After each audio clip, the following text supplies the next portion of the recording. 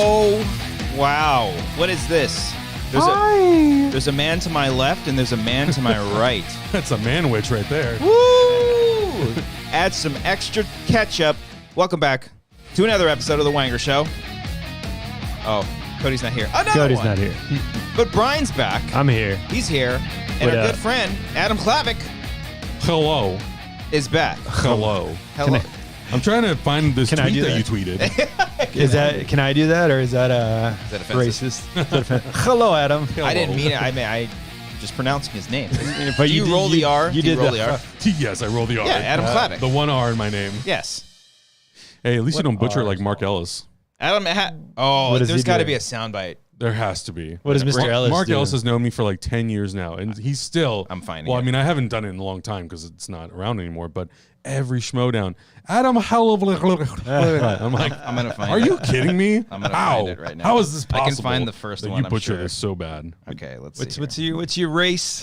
Jesus. You're a Chexican. That's right. It's He's true. a Mexican, yeah. It's true. Do you ever get Armenian? Do people are like, No. you look Armenian? No. I get that all the time. Only thing I get Mexican or rarely, but it's happened, Italian. I can see that. Yeah, I can yeah, see you Italian. look Italian. Yeah. Let's see here. Turn up the phone. Oh, This actually might be Christian announcing. Damn it. Okay, no. It has to be specific. Because I'm sure at the top when he's talking, we got Adam Hall.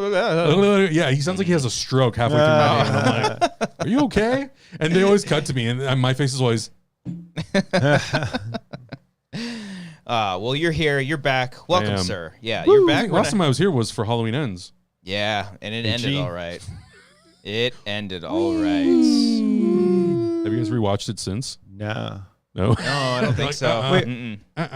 Was I here? Because I know you were here for Halloween Kills. You came back for Ends? I don't think I was here for that. Were you not here? Oh, was it just It might have just been the three of us. Okay. Maybe you're off with Cody, saving the you mean? world. Yeah, I might have been with Cody. Oh, Cody, yeah. Remember Cody? Yeah. That one guy? Yeah. That one guy? Uh-oh. Are you sure you tagged the right person? He didn't. Did you tag misspell the my last Hlavac. name, you son of a bitch? He didn't tag the Hlavac. How dare you? How dare... Do you have us muted? Unless Twitter... Yeah.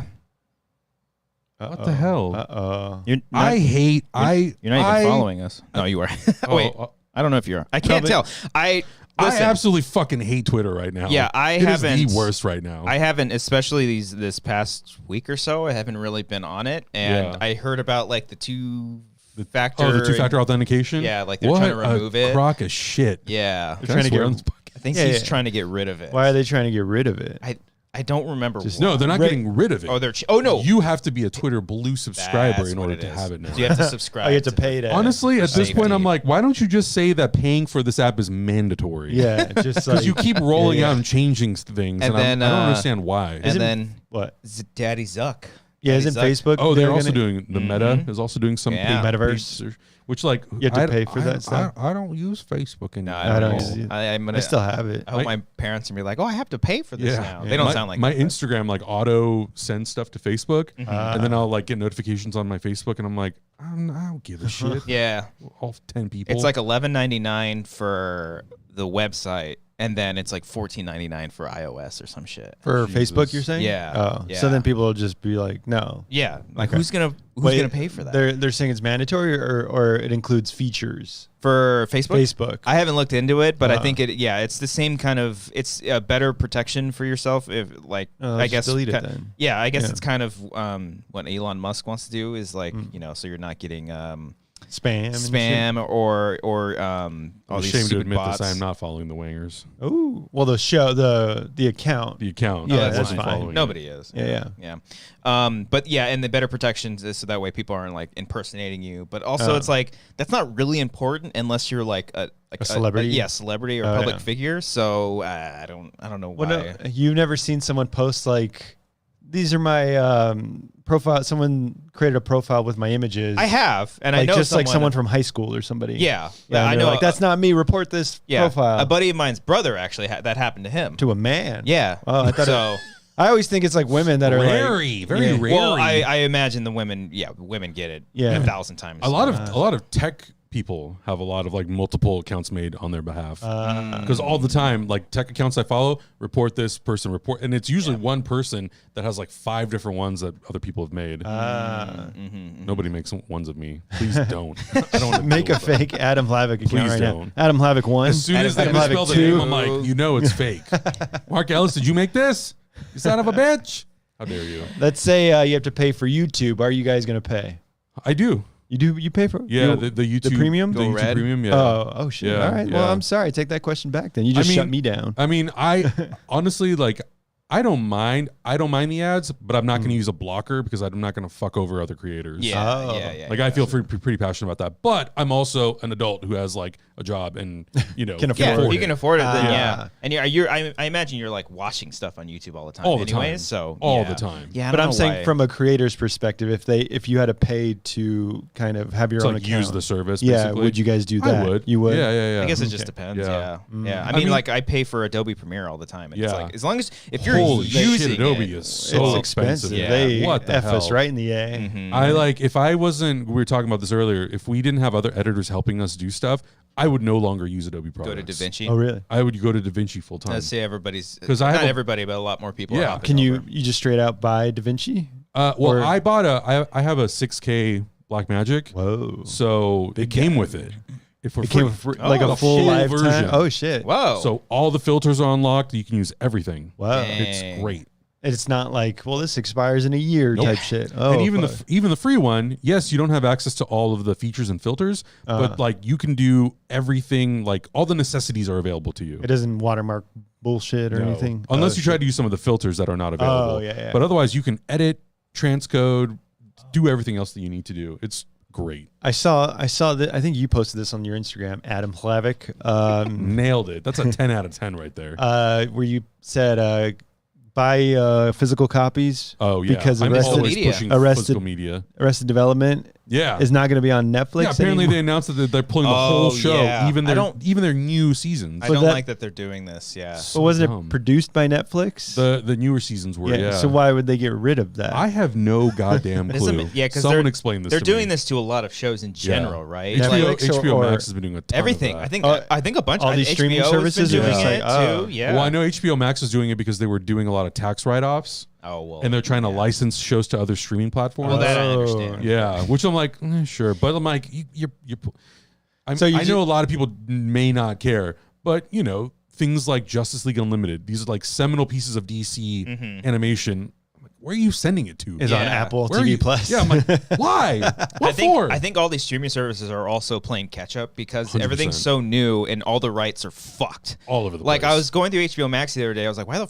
fuck is the Incredible Hulk on here? Yes. because it's Universal, and I'm Yes. sure they had some kind of deal with the Yeah. distribution of like DVDs and Yeah. Blu-rays and stuff. And it probably was like they have a deal for it to go on HBO, so it's like, oh, put it on our streaming service. Yeah. But it's Die Hard, all kinds of stuff. It's Oh, so yeah. weird. Yeah. X-Men was on there at one point. Die Hard's on what, HBO? HBO Max. Die Hard 4 is on HBO Max. I don't know Oh, what the the fourth other one? ones are. Oh, but okay. Yeah. Yeah, I don't know. It's so strange. I would imagine they'll eventually find a place where maybe they'll buy the rights back, so all their stuff is on their own Yeah. properties. But But that makes sense that where you're saying like if they just sell it to someone else, then it's a write-off Yeah, because Yeah. it's like we're taking the loss because it's not on our. I Yeah. don't know, but it's just like these big companies that are like just kind of pushing shit around and they just put it back on the consumer. Mm-hmm. Nick brings up a good point too. Wasn't the HBO stuff also tied to not having to pay royalties Yes. for a lot of the shows Yes. and cost-cutting measures? Yes. Yeah, because Yes. now that before when you were on a regular show that aired every single week, you would get like those royalties and the reruns. Those Yep. royalties would come into effect. But now that that's a rerun. the streaming stuff The is new the media thing, shit. it's Yeah. I mean, They fuck how, you over. How can you I mean, I guess you can calculate that because they probably have the numbers, Yeah. but you have a lot more accessibility to those. So Totally. they're probably thinking like, oh my God, this is going to cost so much Yeah. money. So I mean, all that drama that happened when they moved movies, like Warner Brothers specifically, when they moved all their movies to HBO Max from 2020 to 2021. All of those articles that came out of all the directors and actors who were Chris Upset. Nolan left. yeah, like suing for more money because they're like, we didn't make a deal for streaming, you made one Yeah. for theatrical. What the hell? hey, WB lost Nolan. Guess who they got? Ryan Johnson. M. Night Shyamalan, baby. Really? Let's That's go. right. Let's That's go. I thought he's Apple right. TV. That's right. Well, his servant's ending. So he's just like, fuck you guys. I don't think he's like, fuck you guys. No, but like but I he's think Warner Brothers like offered him some kind of deal. probably, yeah. A multiple After Knocking the Cabin bombed at the box office? It didn't bomb. Did it? I haven't I think seen it did pretty yet. well. Oh, this guy hasn't seen it. It's a bomb. Good movie. It's a bomb. Is it? Yeah, it's good. Yeah, I'm gonna look at it. very I solid. I want to. The trailer actually looked pretty good. Yeah, it's a solid movie. Dave Bautista is just fucking phenomenal. I am going to I look love up Batista. Knocking the Cabin. Box I don't think office it bomb like, or not. I want to say it was at least #1 for a weekend. Well, yeah, when you're going up against nothing. Well, that's Avatar for week 47. It's the movie that beat Avatar out of the I box know. office. That's like every book coming out and being a New York Times bestseller. It's hey. you pick a weekend where no other book was coming out. Of course, I true. can't It's wait to true. read M. Night Shyamalan's book that he writes about himself. M. Night Shyamalan. You gotta. presents. I talk about this all the time, but you What? you have to look up M. Night Shyamalan's Twitter. It is the best Twitter follow ever because he will post Do I some not stuff. follow him? He will post stuff that is like, it's hard to explain. Brian, how do you explain? Wait, I'm still looking. I'm Okay. Knocking the Cabin. What do you think the budget is? I know he keeps the budget 30 low. million, maybe. Probably like 40, maybe. It's 20. Oh, let's go. A modest budget of just 20 It's, million. and Yeah. that's not a Blumhouse movie, right? No, it's a Was Universal joint? Universal, straight up Universal. Was it? A Universal joint. I believe it's a Universal. Yeah, because he's been with Universal since The Happening? Glass? I don't Glass, or maybe even Split. No, Split was kind of a Blumhouse movie, wasn't it? I don't. The Visit was. The Visit was Black. Knocking the Cabin was released by Universal Pictures. Okay, all right. And has grossed 48 million worldwide. Hey, it made back its budget. And nothing more. And not much more. Hey, but look at it. Look at it. You got to look at his track record too, because like why? because because there were a lot of people when this movie was coming out, people were shitting on M. Night. Like, why do people keep giving this guy fucking money? And it's like, no, this guy's been financing his own movies the past like 4 or 5 films. That I think is the biggest misconception around films in general. Oh yeah, Is what? where the money comes from. Yeah. And why people keep getting chances. I'm like, well, if the money's not coming from the studio and it's coming from like the creators or private backers, then like, why do you give a shit? Who cares? If they want to spend their money on it. just don't see the movie. He'll Yeah. make his own thing, but then he has to sell it to like a big distributor, like a Yeah. Universal or whatever. Or he already has a distribution deal in place. oh, You know, like Probably. like Blumhouse works with Universal, so they guaranteed have a distributor. Yeah. You know? Ah. So, So just get to know Jason Blum, and then boom, your Pretty movie's much. Yeah. Pretty much. nationwide. He's a good follow. Yeah, yeah, he's a pretty funny. he's been follow. tweeting some because he's trying to hit like 200,000 or He 100,000 really wants or to whatever. get that follow. Oh my god! So I'm like, this guy's gonna be tweeting from the toilet soon if he hasn't already. You guys To don't get do a that? follower. Not anymore. Not anymore. Why? I don't. It's not on my phone. Oh, it's on your I phone. have to literally sign iPad? in for it. You don't do it on an iPad? I don't have the app I don't on have- my home screen. I have to like go down. You know when you like pull down and search. yeah. Mm-hmm. And I'm always upset with myself. Like, why am I doing this? Just stay off the damn.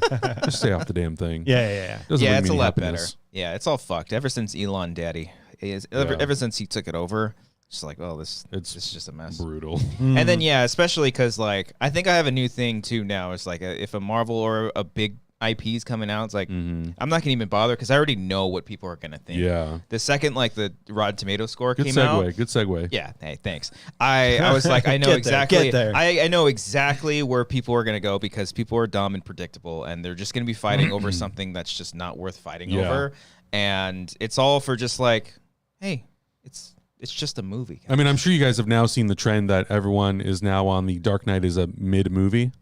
No, That's been around for a Has that- while, right? Yeah, but I Has feel that like been a now thing? in the last, because of all like the DCEU and DCU stuff, people are now like, Dark Knight, it's whatever. Well, Why? Cody's favorite one is Batman Begins. I mean, Batman Begins is Batman awesome. is fucking Oh, you awesome. guys. It's fucking So awesome. you're Yeah. saying Dark Knight's a Solid. mid-movie, all right? I'm, So I, it's been a- hey, I didn't say. I'm saying I Batman. think Batman Begins is on par with the Dark Knight. Whoa. I don't think the Dark I Knight kind of fuck Rises with is you as there. strong. Yeah, I fuck with you there. Yeah. And then Dark Knight Rises is dope, but Yeah, it's you not know. as strong. Yeah, it's not a as little strong. like, Yeah, It's not great.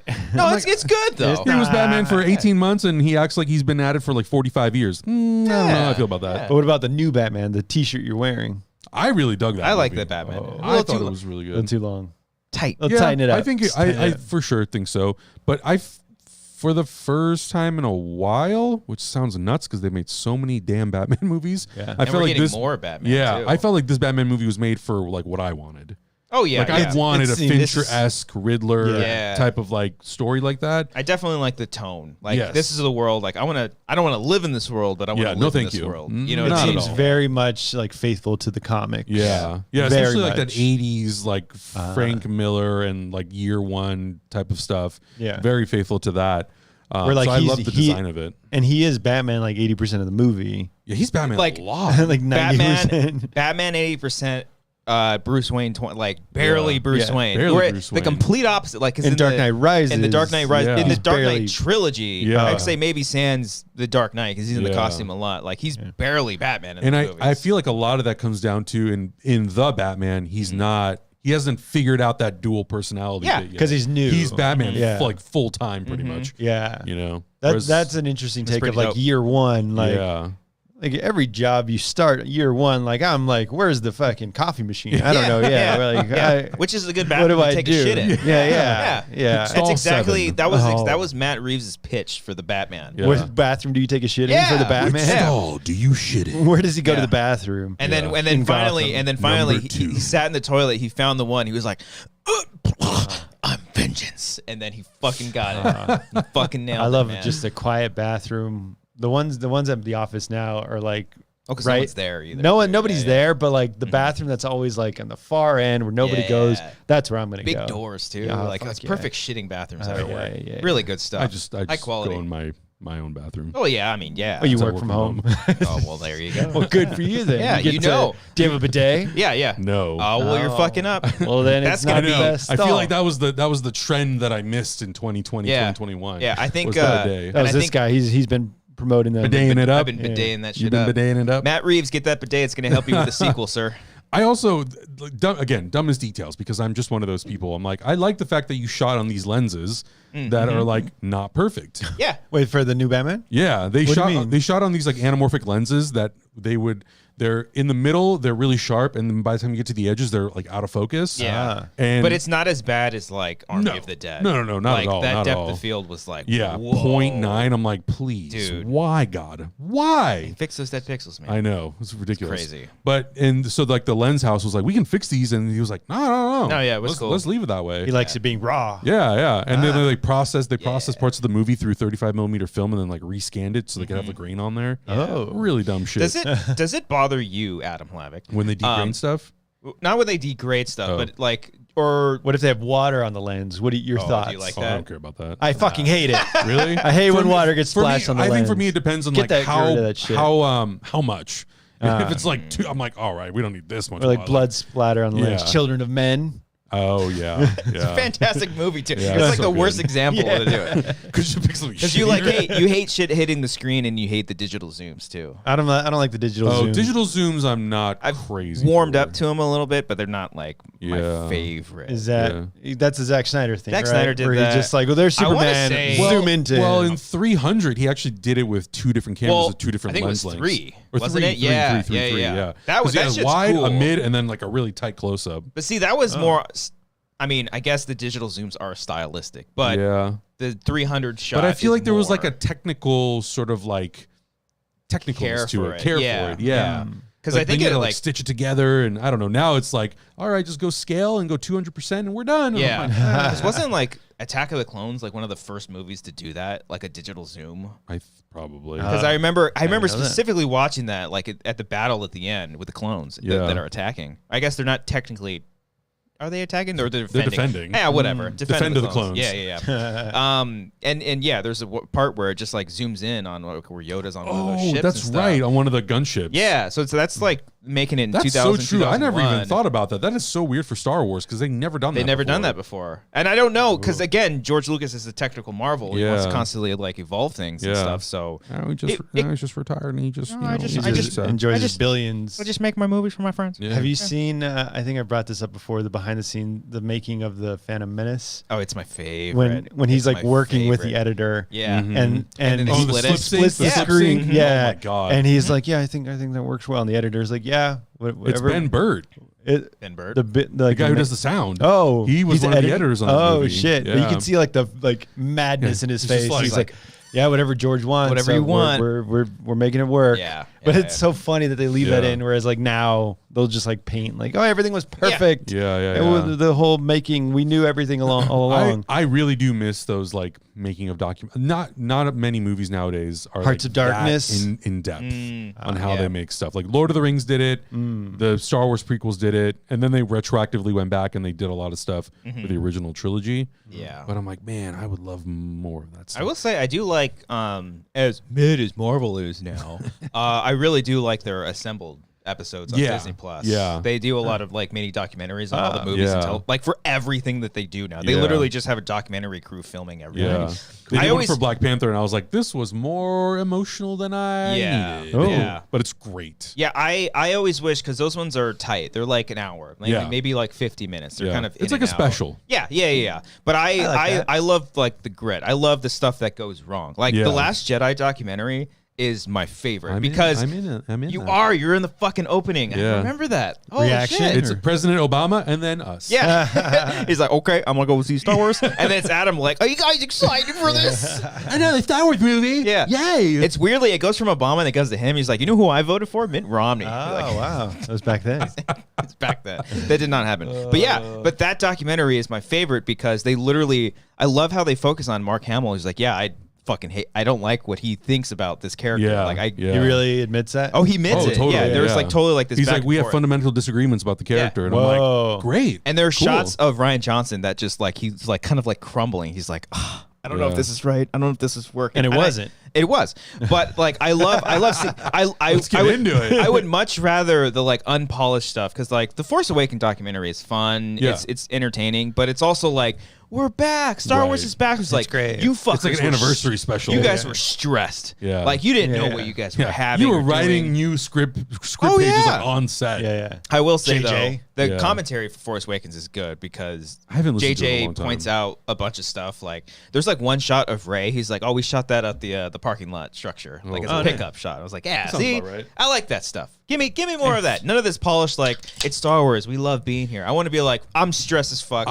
I also feel like they're not focusing on that very much anymore because Twitter nitpicks every goddamn decision already. Yeah. Like even now when they release content that is like green screen content, they don't key out the green screen, but they desaturate the green screens because I think that they're like trying to avoid people like literally doing their own keys to like make custom scenes and stuff. And then I think they're just trying to hide also like what is a visual effect and what isn't, because people, I remember for Black Widow there was a pickup shoot of Scarlett Johansson and Florence Pugh when they're like outside of like the gas station where they're like sitting having conversation drinking.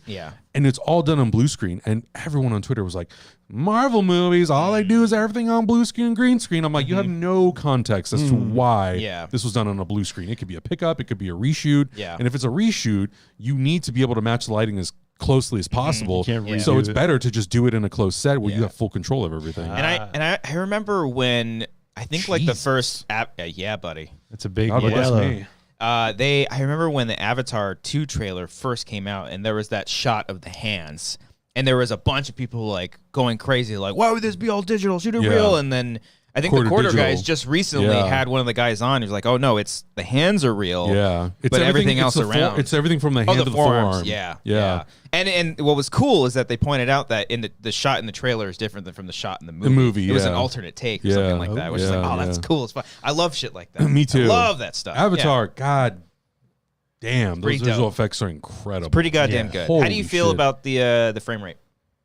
I saw the first Avatar with the updated frame rate, the 48 frame rate. Oh, okay. 48 frames per second. I thought it looked better when it was converted from 24 to 48. Okay. Because I feel like motion smoothing. I think so like the company that did it, TrueCut, they use like a proprietary system to do it.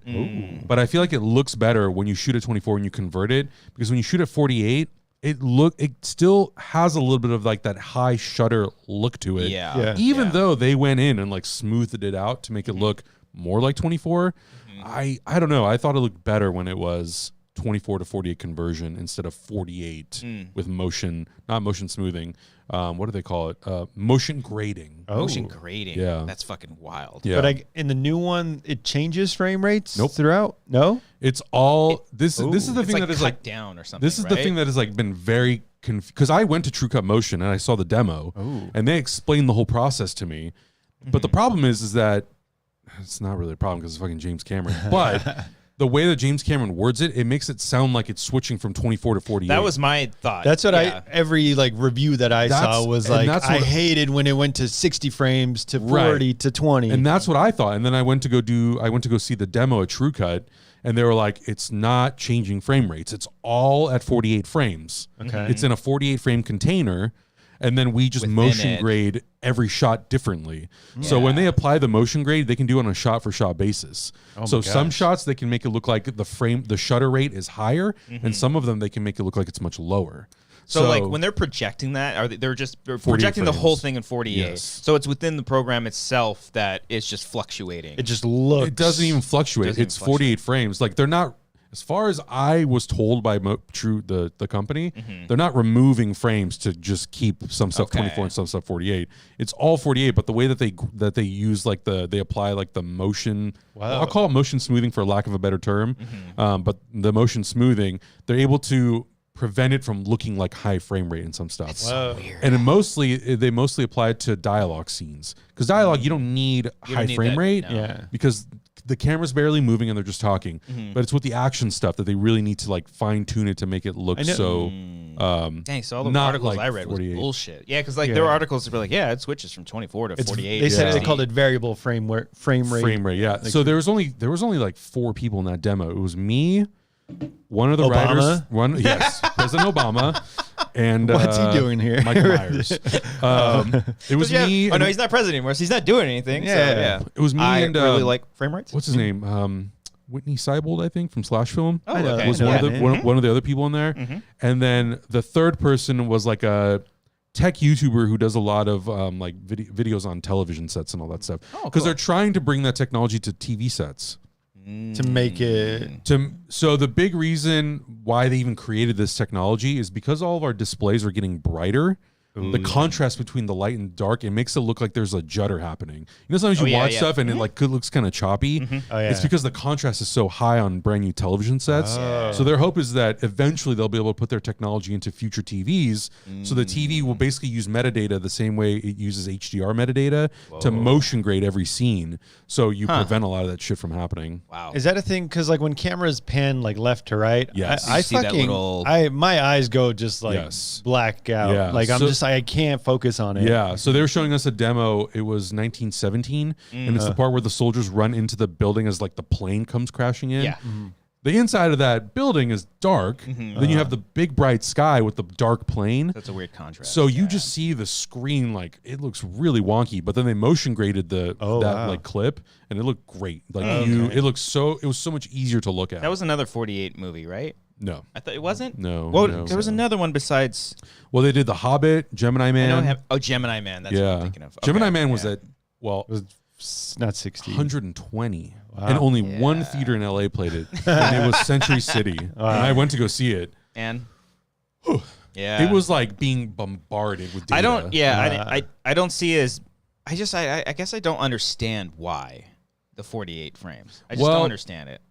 The big thing, at least from my understanding when it comes to Avatar, is they want the 3D to look a little bit smoother. Okay. Because a lot of times people get sick when they watch 3D because the motion blur is like so extreme. Okay. Yeah, my buddy was like, I invited him to the screening. He's like, I don't want to see it in 3D because I get motion sick. Exactly. And then after we watched it, he's like, fuck, that looked amazing. Yeah. That's interesting. So that's the big thing. So when you do the 48 frames, because you have more data, it doesn't look as like there's not as much motion blur. Okay. But with the motion smoothing, it's supposed to remove a lot of the judder.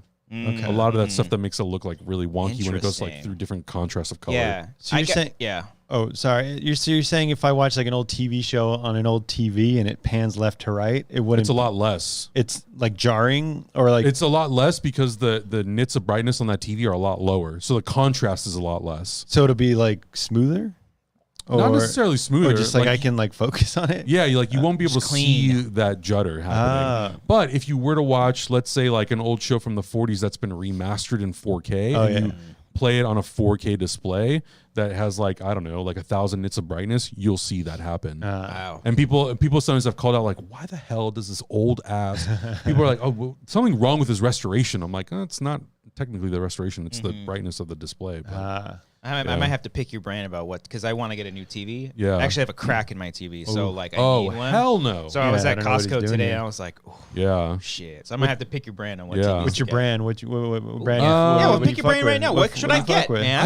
I don't. Come on, I don't necessarily rep your loyalty have, to a brand allegiance. Pepsi or Coke, man. Pepsi or Coke. Which one? But I will say the TCL Roku TVs are really good for the price. Whoa. Really? Yeah, yeah. I love Roku TV. Right now, right? I think Roku TV is like the best app or operating system for a television. I think Samsung sucks so bad. I hate it. Snap. What's the difference? So I've got a Samsung TV. Do you like the apps? I love Samsung. So actually, as of recent, it's been a little buggy. I do not like it. Like very, but like I can't run Peacock on my Samsung like it's so irritating. My mom, she bought like the frame TV, the Samsung one. I don't know the frame one. It literally looks like a picture frame. And you can like set it up so it has a picture and stuff. I hate that TV so much, and she's always going, TV. I'm like, just throw the thing in the fucking I'll buy you a new TV. But for Christmas, like, I don't know, like 4 years ago, I bought her a TCL Roku.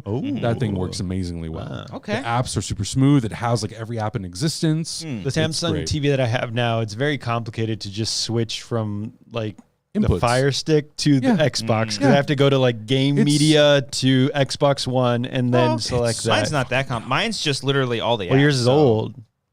I got mine in like 2017 or 2018. Yeah, I just got mine in 2022. Oh, okay. So it's like a newer. Which size? What you got? What you 60. What do you? I have a 55-inch. Oh, all right, cool. But mine is 4K 3D. I don't do 3D because I'm one of those people. Mine's 4K. Ask me QLED. Ask me. What you got? What is 65?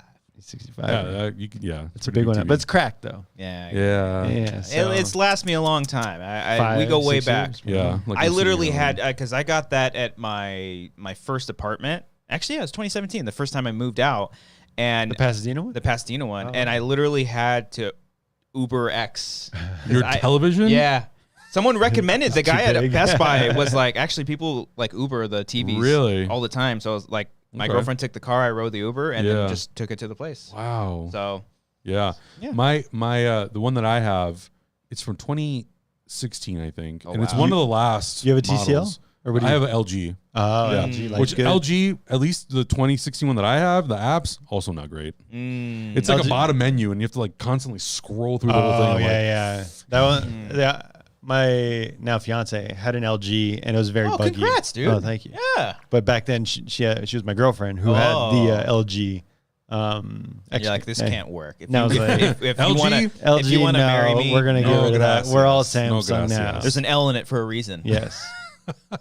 Thank you. You're welcome. You're welcome. Loser. But now I mostly run my Xbox and my Plex server through there anyway, so I don't even use the apps. What's a Plex server? What? What do you like? Watch it through the computer? Do you know what Plex is? No. Shut the fuck up. Well, sorry, you get your one of 4. You have a bunch of physical media out there. What does that? What does that mean? Yeah, I have a PS5 to play all. Well, so the thing that I like about Plex is that you can, well, not through Plex specifically, but I rip all my Blu-rays. Ooh. Oh, okay. I think we talked DRM. about this. Yeah, yes, you're right. We did talk about this. I do know what this is. I apologize. Kiss I'm an my asshole. grits. I'll kiss. FBI. Hey, easy. Breaking the DRM codes. That's right. That's right. I remember you. Yeah. So like, well, especially now with all like the stuff leaving streaming, if it has a physical copy, I'm like, all right, cool. I'll just put it on my Plex server and then I can watch it from literally anywhere. Yeah. Like, I'm not dealing with that nonsense. Wait, so you can watch it on your phone, but it's all server, like a server at your house? Yeah, like I have a NAS server. Oh shit! And then an ass server. An ass server. That is a nice big booty server. They call that Pornhub. National. Well, no, that's true. Yeah. Network attached storage. Network attached storage. Yeah. Hey. Well, because I'm sure you have. We don't have one here. No. Oh, okay. A what?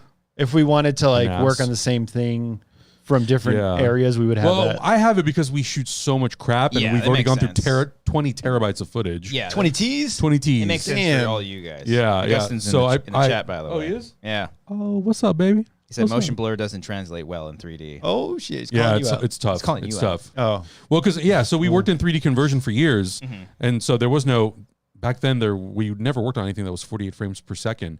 But when there was motion blur, you know, when you do the 3D conversion, you kind of break the image apart and then stitch it back together. Yeah. So you'd have to like paint the motion blur back in to make like a seamless transition between objects. That's insane. But yeah, Plex is there's plenty of videos on it on YouTube.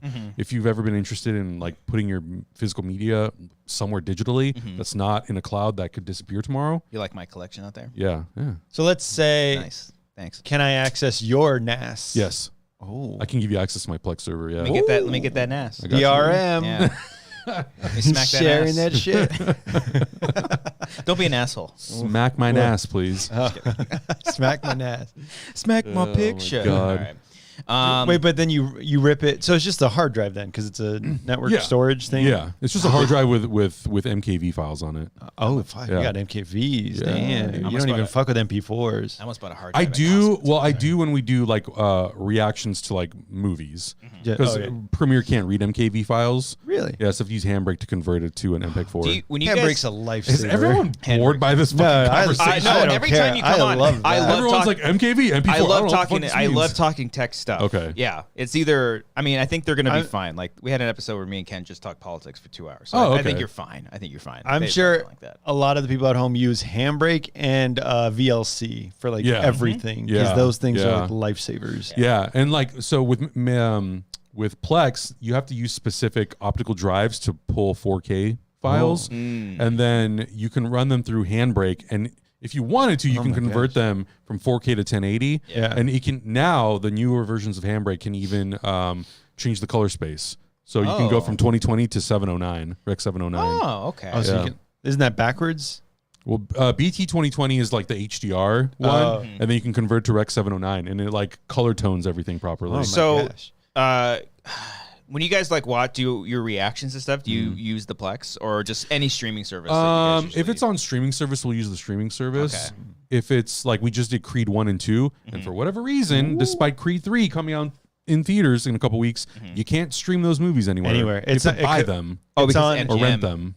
Right? No, well, I don't know the whole thing, but it's on like cable, because it's on like TNT or some shit. So that's so when you guys go watch Heroes Reforged, like watch-alongs for these movies, make sure you time it out correctly with TNT. Pretty much. It's playing live on there. And we know ads drama. for Yellowstone. We know drama. No, because Laura was watching it on, because only like the parents have like cables or DirecTV. I use my parents' DirecTV logins. But yeah, they were DRM. Come at me. All my fan, we all share our stuff. He's stealing. But she said Creed 2 was playing on TNT, so I would assume the rights are to cable. I don't know if that affects streaming. Because TNT is owned by Warner Brothers, so that makes sense. Oh, then it should be on HBO Max. No? It was. I thought the first Creed was on HBO Max. They were on there for a bit. I don't know what happened to them, but in any case, it was much easier to just, because I also have the digital copy of my Movies Anywhere.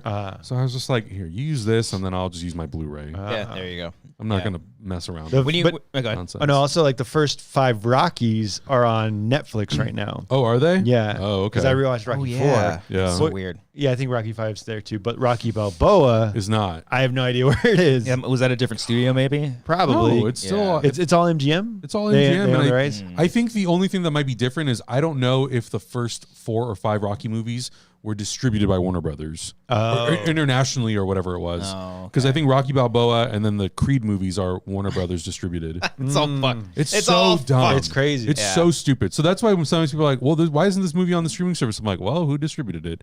Where did they distribute? Was it internationally or domestically? And it's MGM's like not around really? Well, now they're owned by Amazon, right? Is that what it is? I think Amazon or like bought their library. That's their entire inventory. I think I saw Creed on Amazon.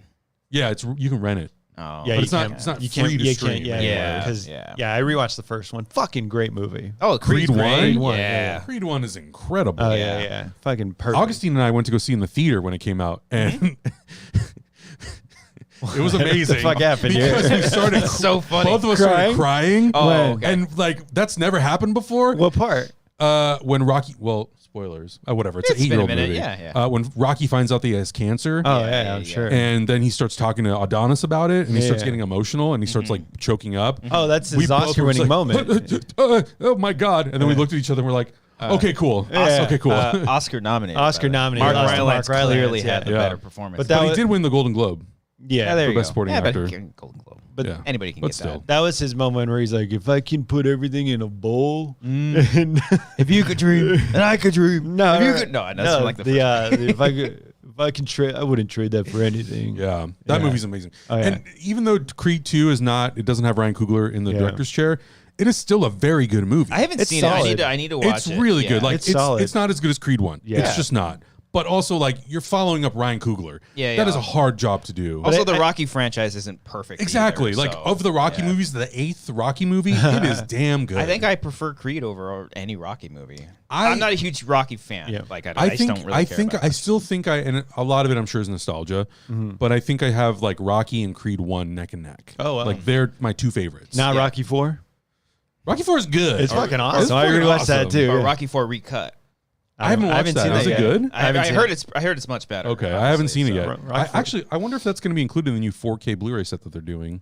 That would be a nice feature. Yeah. Oh, it's coming out in like a month or something. Yeah. They're doing like a full set. I think it's only the first 4. I don't know why 5 and Balboa are not in there. What the Again, distribution. What the fuck? Yeah. Erwin Winkler, the original producer. Robert Chartov and the boxing scenes in the Rocky movies are just so bad. Oh yeah, and the sound of effects. Course. Oh my god, Rocky so 4. My buddy always jokes like you would be like concussed. Yeah, because you're just like because they fucking wet the shit out of their hair and in the. But they're not holding their hands up at all. No, they're just taking compared the to hits. the fights in Creed. Oh my god, it looks so real. The oneer in Creed alone is like better than any fucking fight. Is a oneer. Yeah, it's so dope. Crazy. That's the crazy shot to see. Yeah, there is a oneer where I'm like, it doesn't really work for me. It's when they have him ready in the locker room and they walk him out into the arena, because it looked like you can tell Stallone's like, we're doing a oneer, and he's like patting Creed on the back, and he's like, feels a little forced. It feels but it's still good. I think the big difference between Creed 1 and Creed 2 is that Creed 2 feels a little bit more like those HBO Sports documentaries that they're kind of like featuring in them throughout the movie. Oh yeah. That's kind of how like Rocky Balboa was, wasn't it? Yeah. It was shot like an HBO. Whereas Creed 1 feels a lot like the first Rocky. It's very much like and slow. Kind of slice of life in some way. Very slow, very just like bare bones type shit. Yeah, which I love. God damn, Creed 1 is so good. Yeah, I think give it a watch. Ludwig Göransson's music. Oh. You're a Creed kid and I love you. And then starts playing the Rocky theme. I was like, it's beautiful. Have you seen the new one? No, I haven't yet. No, I haven't. Didn't get invited. Oh, where are you at, Warner Brothers? Because you're just breaking the DRMs over here. Yeah. I don't know. Yeah, MGM. I don't know which one. Yeah, I asked Christian and he said it was not Warner Brothers. And I was like, okay, I can't follow these movies. Wait, it's not distributed by Warner Brothers? I guess not. But it's still an MGM. Well, MGM owns the rights. MGM still produced it. Produces it, yeah. I have no clue. Yeah. Okay. Yeah. All right. Rocky movies, yeah. Well, hell yeah. Speaking of Rocky, what? Brian, what did you think of Ant-Man and the Wasp: Quantumania? I thought it was a solid start to the Phase 5. Would you give it a letter B? Why? Oh, because the process wasp. It. Yes. The wasp. I was like ant. How long have you been sitting on that? Yeah. I just thought of it. Okay, that's how good I am. That's pretty good. That's how fucking good I am. Okay, you're professional. I guarantee. Look up on Twitter. Look up on the critics. I guarantee there is one critic out there. I give it a B. Someone in the chat room is gonna be like, it wasn't a B. It was in fact a wasp. Yeah. What's the? Right, am I being buggist? I'm sorry. Yeah. I don't know. Does that mean it's a W movie? Oh. What does that mean? W Wasp? See what I'm dealing with? See what I'm dealing with here? I stopped listening to you guys like 20 minutes ago. Like, you didn't see the I didn't see Ant-Man. No. Have you seen any of the Ant-Man movies? I saw the first one. Oh, okay. I started rewatching the second one. Okay. It was fine. First Ant-Man, I think, is really solid. It's really good. I enjoyed it. I rewatched both of them before this newest one, and I really, really liked the first one. Yeah. The second one, I remember when I left the theater, I was like, that was really fun, and I think I liked it more than the first one. Oh. I rewatched it again. I was like, this is kind of boring. Yes. Oh, I little agree slow. with you. Because we also rewatched them, and I feel the same way. It was just like... Is it too long? It's too long, and it's just like... There's no... The thing that I love the most about no bad those villain. first two Ant-Man movies... It's a small movie. Is they're small... Yeah. That's what everyone said. All right. Okay, he's taking it. Yeah, I like the fact that they have no consequences to the rest of the MCU. Yeah. They're off on their own adventures. No connections. Yeah, even with Falcon being in the first Ant-Man, you're like, oh, it's fine. Yeah, this is fun and cute. It barely sets up Civil War. Barely sets up his appearance in Civil War. Yeah. Barely. Yeah. And then the second one is even more detached. Yeah. The only thing that, I mean, it has a direct consequence in the sense that Scott gets stuck in the quantum realm, but that's not even the movie. That's a post-credit scene. That's an afterthought, right? So, sorry, spoilers. Scott does? You've seen Endgame, though, right? Yes.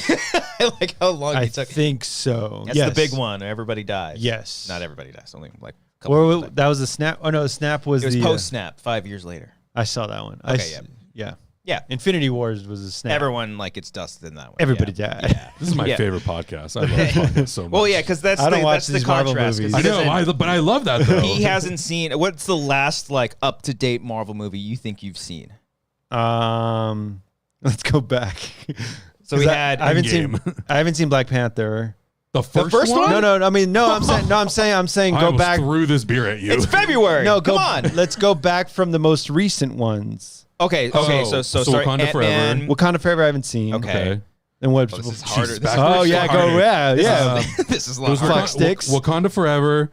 Then was it Guardians of the Galaxy? Holiday special. I did not see. Oh, that's Did you see Werewolf by Night? I don't know what that is. Oh yeah, that one's good too. Any TV thing I've never seen. My God. MCU. So it was Wakanda Forever, Thor: Love and Thunder. I saw that one. Oh, okay. I saw that one. I did not like that one. It was fine. I like Doctor Strange and the Multi. Did you really? I think it was my favorite of them. Really? I'm in the minority. I left that movie. I was like, holy shit, this is a lot of fun. Let me see what people were saying about it. I guess the reason why I don't want to spend a whole hour talking about this movie, but I think I would have, and I have not read the full Jason Aaron run of Mighty Thor, but there's a lot of emotion to that comic book. Yeah. And I was like, this movie kind of took that and made it humorous. Yeah. Which part of me understands because it's so heavy. It deals with a person having cancer and dying. Yeah. But I'm also like, I don't know if you need to treat this material so lightheartedly. I mean, it's too Taika. I was just about to say you have Taika Waititi. I mean, but then again, Jojo Rabbit was like a perfect balance of emotion. I was expecting a Jojo Rabbit type of tone. I mean, was there a talk that they're cutting these Marvel movies down now a lot? I don't know. That movie cost $300 million to make. Thor: Love and Thunder? Yeah. I didn't like any of the Russell Crowe stuff. I thought it was I was like, I'm like in the middle on it. I think it's kind of funny, but I'm also like, it feels like it slows the movie down. That's what I feel like. It was a lot of sketches and bits of just let's be funny at this moment. I think the biggest reason was I didn't like that Taika Waititi said, I made an anti-Twitter movie. I'm like, don't do that. Oh, well, when the filmmakers start talking about the stuff, then it's just like, what does that mean though? An anti-Twitter movie? I guess like a big fuck you movie. Yeah. It's like, oh, you don't like this? Well, I'm going to double down. Yeah. And I'm like, don't do that. Don't make. Isn't that what Last Jedi is? No, I don't. I don't think so. I mean, I think it became that. I think people made that. I think it became that. Yeah.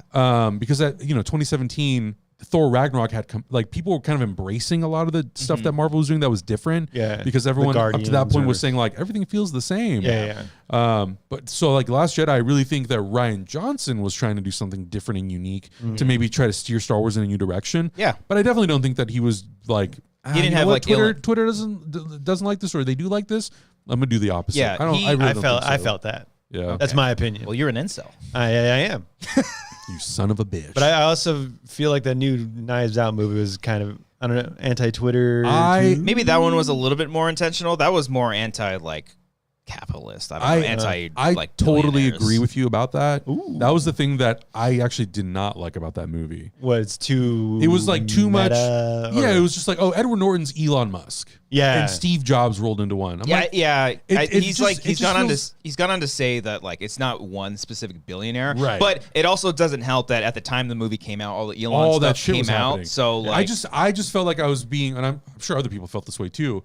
I just felt like I was being bombarded with that. Yeah. Because you open Twitter and references. It was impossible to not see the Elon Musk stuff. Yeah. So I'm like, I'm going to go see this movie. It's going to be great. And then I watched it, I'm like, please. And I do not want to be that type of person who's like, all the commenters were like, keep politics out of movies. Like, I totally disagree with that. Because politics have been in movies forever. Have been part of movies since day one. Yeah. People talk about Star Wars like politics. I'm like, hello, dude. The original fucking trilogy is political. The Republic. Yeah, like all of it. The Empire, like it's all fucking written in there. But you're saying keep politics out of Knives Out trilogy. Is that what you're saying? Benoit Blanc, non-political. Okay. So we got Thor: Love and Thunder. Wasn't laughing. Both of you hated it and are haters.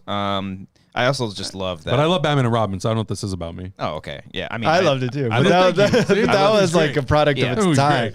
I just love we that. do a commentary on that shit. Fucking Oh, that great. would be a great one. Yeah, You guys haven't? I don't think Never. so. my God. I do love that. I I just don't know. love that Thor is like trying to like borderline bang his old fucking hammer. That was like the that was funniest, some funniest bits shit. worked and the Still, those goats bits and were stuff. great. Yeah. But, The Screaming Goats was great. that actually was wasn't. I thought that was like dated because like the Screaming Really? Goats thing was like a YouTube thing like years ago. I Oh, feel like it was insider so knowledge. past its time. So it was I a don't Twitter know. movie. See, I didn't It's a know Twitter that.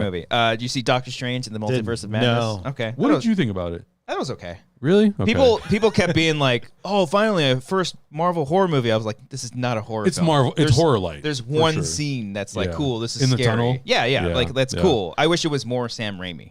I agree. And Yeah. John Roca, I'm going to call you out. He was Oh, like, I didn't shit. like the Sam Raimiism of it. I was like, then why the fuck would you have Sam Raimi direct that movie? Sam Raimi What's the directing a point? movie. Yeah. You just You're want, going to like- have zooms and don't- all the kinds of crazy You want a shit. Yeah. computer generated movie. He is like the I perfect. did like this ever. He's like I the love you, perfect John Roca. person Just for like a superhero wacky zany Oh, movie. totally. So like his style was like perfect. Yeah. Obviously, I think I wish Scott Derrickson would have been able course. to do Yeah. it if they had like worked their shit out. I but, think mean, Scott Derrickson wanted to make an even more horrific film. I and I think 100% Kevin believe Feige that. was like, I'm sorry, no, Can't get- PG-13. But then and Scott fucking- Derrickson was like, all right, I guess was not. Scott Derrickson pissed when he saw Werewolf by Night? Was he pissed when he found out Deadpool's going to be rated R? Oh, well, yeah, Probably. there's that too. Yeah. Come So, on. yeah, learning lessons. All right, so you didn't see that one. I did not see Doctor Multiverse. Yeah. Yes, you did. Yeah. Dr. Dr. Multiverse. Spider-Man, No Way Home? I did watch No Way No Out. Okay. No Way Out. Spider-Man, no, That's fun. No Way, No Out. Spider-Man, No Way Home to me was just like crowd pleaser. Yeah. and I think that's totally fine. Yeah. Especially during the pandemic when like, Yeah. people were Like, like, this is like, we we want to go to needed the this movie. shit. We needed a Yeah. movie like that so bad. I eventually watched the more fun version. I haven't seen that There's yet. a different version. It's like 10 it's minutes called like the more footage. fun version. It's called the Yeah. more fun. It's That's- literally Is it really called that? It's called the more Oh fun. my It's God. just they put back in the deleted scenes and like the banter that the three of them have. Yeah, on the, there's a little bit more of that, I think. It's like 10 minutes. It's not 10 minutes long, Really? but it's so calling much each longer. other amazing. Yeah, Yeah. and it's so like that scene to me, like in any other movie, like this wouldn't be happening. Yeah, like they would not be totally. talking this up. But the Yeah. fact that it was the three of them, Wasn't there like shit going on around them that like someone was in danger? it was or right something? before like Oh, all the okay. danger happens. They're like literally waiting for the villains to come, Oh, okay, and they're like 'cause of time. bantering. And okay. I was there for I it. was a little bummed that Toby. I mean, I know why they did it because they wanted to avoid the spoilers. But I was a little bummed to not see Toby and Andrew Garfield in any promotional material. What are you talking about? That one guy tweeted about it. particularly the red carpet stuff for the Oh, premiere. yeah. Because again, it's so hard because you would give it away that they're in the movie, obviously. But They didn't go to the They didn't go. Okay. Well, I mean, they were not in any photo or video or anything. I mean, everybody like knew. Though. Yeah. Is it? So that's the only thing that but there was, I think there was, The Charlie Cox thing was a surprise. that was a surprise. I yeah. genuinely didn't know. Yeah. All right. Was I it remember Josh Horowitz who did like an interview with all three of them? And that was cool. It was Oh, cool yeah, that people like, went back after the fact. to yeah. have like little chats with them. I like that because it's fun Yeah. to get like their perspective on it being so removed from it now. And it's hard to keep things like a secret. so Because hard. Christian has a theory. Is it the Scream theory? Secret Yeah. Wars? I was just about to bring Oh, that up. yeah. I was just because we just did a Scream 5 commentary Yeah. with our good buddy Alex Marzonia, and I brought this theory up because I haven't seen anything for the new Scream movie. I haven't seen the trailers. I know like who's in it. I only saw the teaser trailer. Okay, I know that it takes place in New York. New York That's like City. everything I know, but I don't know what the themes are. I don't know what the plot is. And the other thing that I know is that there was a little bit of controversy with Neve Campbell, and she wasn't getting paid enough, so they Right. didn't. She's not in the movie now. I can't remember if Oh, you're about to say something crazy, I think. listen. He thinks she's gonna be. Listen, I'm just saying. I called out one of the killers in Scream 5. I might be onto something here, Yeah. and that's only because of the looks. I was like, oh, Right. this guy looks like a killer. He looks like. Yeah. He Looks like it. What's he I've seen doing The in this Boys. movie? Yeah, what's I've he seen doing The in this Boys. movie? Yeah. I also don't know if Scream 6 was originally written with Cindy in mind. I think it was, and they had to change it up. I could be wrong about that. So when after all this stuff happened, and then when all this stuff like Nev not being cast and all this stuff everybody obviously lost their minds because this is her franchise, right? It's like Jamie Lee Curtis being like, I'm not coming back for Halloween Kills. I'm exactly. Like, well, then if I can do the movie. Yeah, exactly. So it is strange. I am bummed that she's not in the movie. Yeah. But what if all this discourse around her not being in it, not getting paid enough, what if that's somehow tied into the movie and it's a theme and she's in the fucking movie? Oh, I thought you were going to go as far to say, like, what if she's Ghostface? Oh, that's like an obvious. Yeah, go even harder. Go harder. I know, right? Oh, Damn it! right. I was hoping for a better reaction. No, I his is better. I like his theory. No, but your theory sucks. Go for Ghostface. I think that would be amazing. Well, Remove okay, it. then I'm fucking Ghostface. I mean, it's still on par with what he's saying, though. No, Like, it's her half- being in you're the- half-assed. I think it would be amazing if that because- was like something that they did to be like to just get the fan base sort of like really riled up and then be like, no, she's in it, but we're not telling you. Yeah. Oh. I mean, hey, it really has to, because when we were talking in the Scream 5 commentary, we were talking like, oh, maybe like Gale is the killer in the next one. Or because it makes me think if Cindy really isn't in this movie, like, they can't really kill Gale because you need Sydney to kind of have that reaction to it. Because otherwise, like, where is she during all of this? Unless What's Gale's connection to the new kids? Really? Like, I think the connection is that she's in New York. Yeah. but it's not. Yeah, like I feel like the last movie kind of established, kind of. They established that she's in New York, like, Yeah. and that she came down for the story and stuff. Nev's character or Courtney Cox? Courtney Cox's character. Yeah, sorry. We're all like, all over the place. Yeah.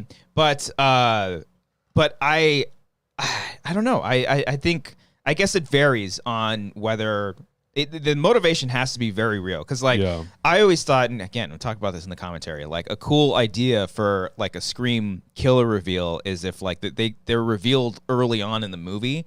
But then another copycat is killing them and their friends off. Really subvert the Totally. I know that's Anti-Twitter it. anti-Twitter it the whole time. Or if there's like a group of killers, if there's more than one, there's usually two. If there's like 5 killers and they're getting killed off one by one, and it turns out to be Sydney and Gale the whole time or something like that. Like crazy. Change it up, but I don't know. I think also, somehow Sydney is in the movie. I'm just gonna call it. I also did see that. I don't know if you guys watched the Dead Meat YouTube channel. No. Yeah. Dead Meat James does all that. Yeah.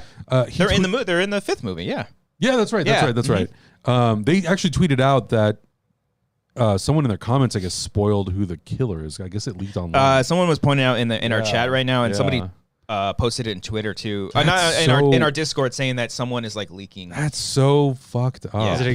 You guys don't know at all? No, I don't want to know. It could also be another ploy, because I think they did that for Scream 5. They leaked fake stuff. Because ever since the second Scream movie, they've always had this issue. Yeah. The original ending for Scream 2 got leaked. Oh, fucked really? everything up. They had to do a bunch of rewrites. I remember that. Because that one, they like literally like had to reshoot. They redid it. They redid. It's a very small movie. If you look at the script, there's literally like 10 different versions of Really? the Wow. And then Scream 3, I want to say for Scream 3, Matthew Lillard was literally paid to be in the movie, to be revealed as one of the killers. No way. Never ended up being in it. Oh, so crazy. And I know Didn't that's he another. die in the first one? He did, but that's been a theory that people have been having. That he did die? Everyone dies. Well, yeah. What do you? No one's ever really gone. Yeah, no one's ever really dead.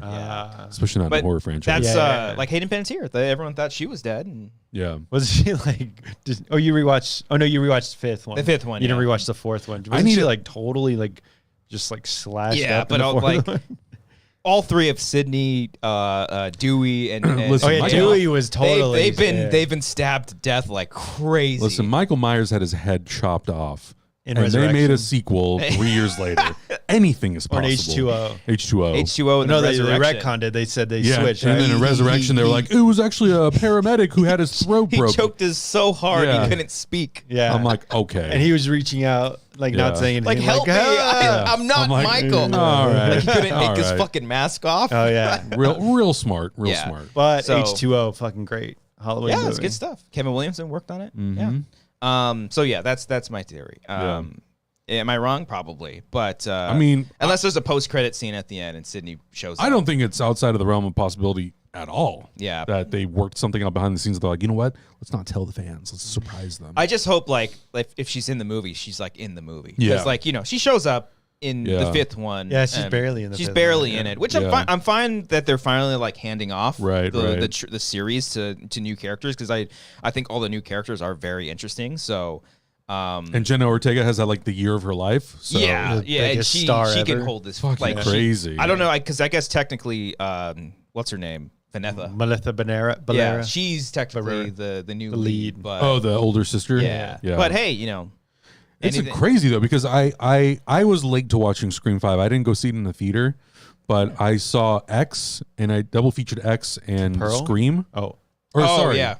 Oh no, X. Yeah, because she's an X. Yeah. And Scream, and I was like, oh, that's so cool. And then I don't know, not that long after that, I was like, oh, she's gonna play Wednesday Addams. Yeah. I'm like, all right. I didn't really know. I didn't know. Gonna blow up. Yeah, the biggest Netflix show in like 45 years. I don't know. Yeah. So I mean, I'm like, damn, good for you. Like, she's gonna be in a Marvel and a DC in 5 years. Oh yeah, no doubt about it. She'll be. She's on Squirrel the road. Girl. It's sure. Is that a Marvel thing? Oh, it is. Fuck yeah. Melania Weintraub was supposed to be that. The AT&T girl. Yeah, that's right. Oh yeah, they did. Didn't they do they shut? Didn't she voice her in animation, and then they did like a live action? They were gonna do a live action, but it was gonna be, I don't want to say it was on Quibi, but it was on like something, and it just like didn't work out. Maybe Freeform or something. Maybe, I don't know. But I remember it was like news that she was gonna be it. Yeah. Yep. Okay, so what? Spider-Man for No Way Home. I saw that. No Way Out. And then there was Shang-Chi. No, I didn't see that. Eternals was before that. Eternals was before that. No, I did not see that. Okay, and then Black Widow. No. Did you even see the second Spider-Man movie? When they go to Europe? Home. Yes, I saw that one. Okay, I was thinking of the Tobey Maguire one. No, with Dr. Octopus. No, I saw the Jake Gyllenhaal one. Okay, yeah. That one was fun too. Yeah, I like it was that. fun. Yeah. I liked it because it was shot in Prague. Oh. My favorite city in the world. Oh. That's where my family's from. You like prog rock? Prog rock? Like progressive rock? I knew where you're going. Like, really? Okay. That's what they call it. Call it prog rock. Prog rock. Thank you. There you go. I appreciate that. Damn, look at that. Did you see that? Did you get that on camera? He got two. He got both. WikiFeats is going to love that. Oh, yeah. Love my. Okay, so you haven't seen the new one. You have no desire. Of new what? The new Ant-Man and the Wasp, Quantumania. No, I'm not going to see it. Adam, you saw Ant-Man and the Wasp, Quantumania. It was okay. Yeah. It's fine. It was all right. It's a fine movie. I think it gets really tricky when you're doing a movie that is like the third movie of a character's franchise. Yes. And traditionally I feel like trilogies are sort of like the thing. Thor's like the one outlier in the MCU who has 4. And I'm like, okay, that's cool. But then you're also setting up the next phase. Too much to do. Well, I think that Marvel is very capable. I just think sometimes I'm like, if you're gonna do it, you have to. I have to feel stakes. And in the Ant-Man movie, I'm like, are we talking about spoilers? We'll talk spoilers. Yeah. Ant-Man and the Wasp, Quantumania. We're going to start bleeding in some spoilers here and there. Basically, I didn't feel like the stakes were high enough. Yeah. And I didn't feel like to get his daughter back. Yeah, or not even just that. Like at a certain point, I think it's okay to start phasing people out. Yeah. And they've been kind of. There's been like Phase 4. Was a lot about like passing off the torch. Yeah. So I'm like, okay, if you really want me to like, care and feel, especially if you want me to feel like the character is a massive threat to all the Avengers across the multiverse, show them. I want to see this dude rip someone in half. Yeah. And he does, but it's characters that I'm like, I get it that you gave us 20 minutes of some dialogue with characters who are residents of the quantum realm. Davis Dastmalchian. But I'm like, in the movie, I'm like, unfortunately, get ripped in half. Unfortunately, he voices the character. Yeah, he voices this like pink sludge. Probably my favorite character. Yeah, really good character. It's really funny. Yeah. But it's just one of those things where I'm like, I don't necessarily care about those characters. Ooh. Yeah, nothing against them. Yeah, I think honestly my biggest issue with the movie, and again, I'm not like crying over this. Yeah, it's like at the end of the day, I'm sleeping fine. I'm not losing sleep over it. I'm sleeping fine. I'm not losing sleep over it. Yeah, think back on You're sleeping over good. Yeah, I'm sleeping fine. A little more redundancy there. Yeah. I think like having, one, this goes back to the first 2 Ant-Man movies. Like we were saying earlier, fun throwaway movie, small movies. Yeah. Now you have a third Ant-Man movie, and then we're setting up the new Thanos basically, and Paul Rudd, Kang's in the Conqueror, and then you have Paul Rudd's like silly Ant-Man movies deal with this, and I'm like, oh. I don't know. It doesn't translate that well. I'm actually like okay with that because I think that's like an interesting to do to have a character who is traditionally maybe like lighter tone and it's funnier. Wasn't that what Love and Thunder is? Where like you bring in the Christian Bale It's kind of guy? The same thing. Like similar. Christian Bale Bale is like I'm just having fun with my hammer. Yeah. It's like this crazy menace. Call me crazy. Christian Bale's great. I thought God the Butcher. Or the God Butcher? I thought he was more menacing than Kang. No, I agree with you. Like, and again, I didn't think Kang was like scary at all. And that's nothing against Jonathan Majors. Oh, he's I think fantastic. Jonathan Majors is amazing. He's such a great actor, but like it comes down to how it's written on the page. I felt nothing. No, like, I wasn't scared. I didn't get the threat. No, and I was hoping going in because I was like, Ant-Man, really? Like that's where you're gonna introduce? And I was hoping for it to like wow me because Paul Rudd can get emotional and have like some like the scene in Endgame when he finds his daughter. Like that is such good acting. He's so fucking good. So good. But the whole time in this, when he's like delivering these like action lines and like threatening lines, I was you don't have to win. We just have to lose. I was just like laughing the whole time, like it just didn't really hit it for me. Yeah, same with me. Yeah, it's a lot of the writing.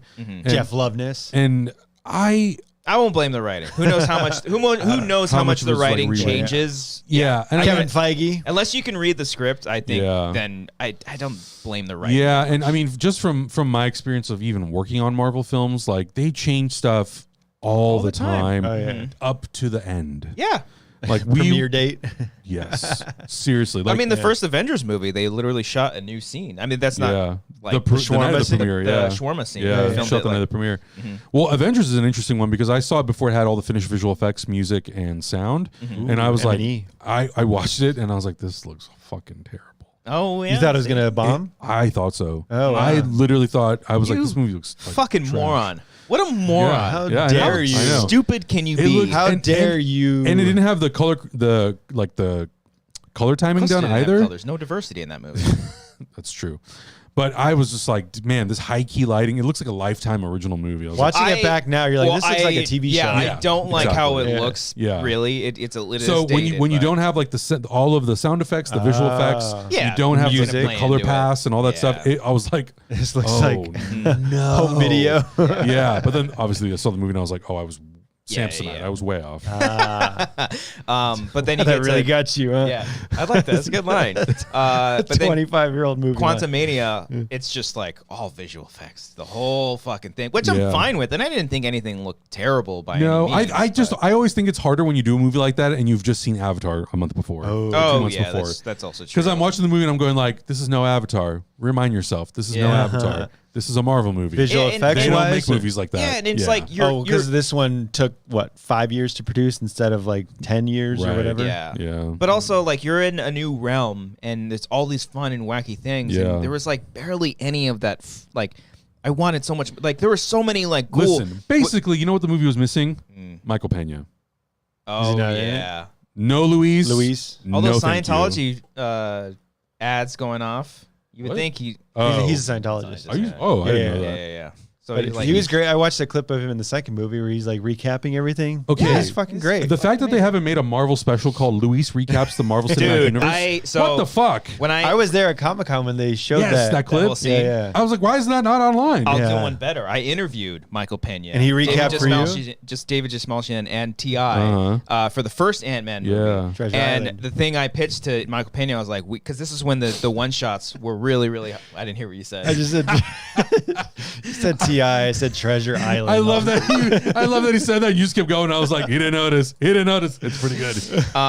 I pitched to him. I was like, we need a Marvel one shot of Luis for doing real. All this stuff. I was waiting for that to rewatch that recap online because I would have watched the fuck out of that. Oh yeah, the first back it up. Oh, I do remember that. I do remember he did that at Comic-Con. Yeah, I'm the boss. Like why is that not? And then he was telling it to Michelle Pfeiffer. Yeah, and that's where they revealed. Oh, they revealed it. Yeah. But like, is that not on the Ant-Man bonus? No. Oh, maybe it could be the second Ant-Man bonus. I wish that he had. I wish Luis was in Endgame to do like a recap of like everything. I wish that he would get a damn suit. Oh yeah, why not? And be what? He complains in the second one. In the comic books, I think. He's a character. I think in the comic books he gets a suit at some point. Okay. Yeah. All right. Well, it's giant man in the comic. I could be wrong. It is missing, some of that kind of like David Jasmalchian and Michael Pena, like that crew. Oh God, Mr. Pym, it's such an honor. Had you back here? Like, it's so funny. It's so funny. I was like, oh yeah, my mom died. Yeah, but I got the van. Yeah. Oh, my wife left me. She's like, my wife left me, and my mom died. Yeah. So good. What he says like, my abuelita always plays. He does that in the second one. She's like, she always plays like Bob Dylan or some shit like that. He said, I forget what musician he's so like, good. In the second, I think it's the second one, the recap where he gets the truth serum. Yes. And then he's like, let's go back. Truth serum. Yeah. He's like, I also hate who puts dishes in the top drawer of the dishwasher. So good. He's like, but damn, I really want to kiss you right now. And I'm leading this business, but they don't know that we're going for bankruptcy. Yeah. So He's like, oh damn. He's like, I love it. He's like, did you get the good stuff where he cleans up the bottom stuff? And then Walton Goggins comes in. Yeah. He's like, and what do you know about all this? The details about clean cars. This is California, bro, not Minnesota. I want to say too. I imagine that stuff came from Edgar Wright stuff.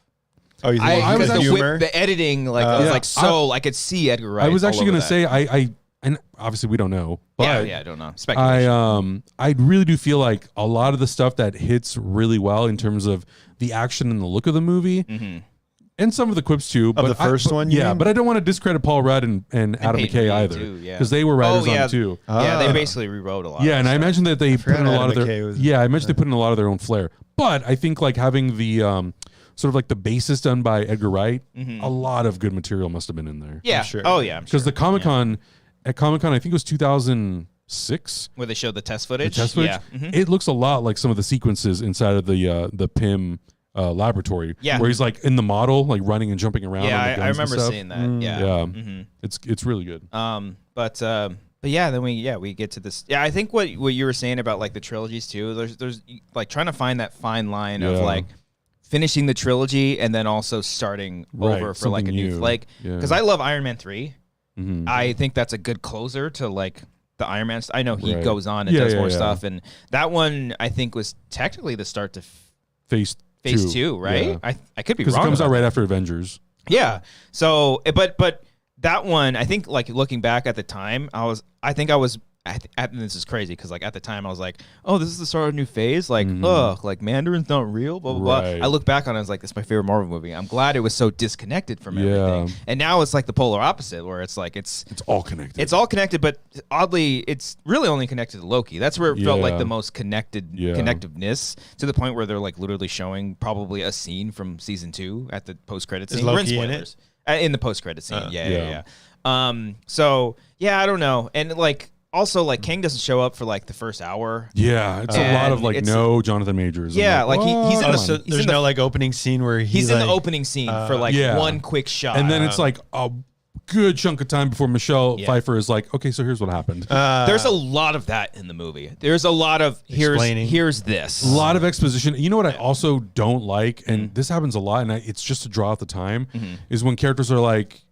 When character asks you, okay, like, but what's happening? And the character's like, I can't tell you exactly. I'll tell you later. And it's just like, no, just explain to us why the fuck we're down here. Just talk. Yeah. Just spit it out. The only exception for this entire movie that I will give the explanation to is for MODOK.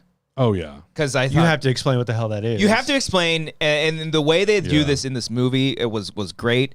I'm not a comic reader. I know MODOK only from like the Iron Man animated series. And Patton Oswalt, I think, voiced him in an animated series not that long ago. Yeah.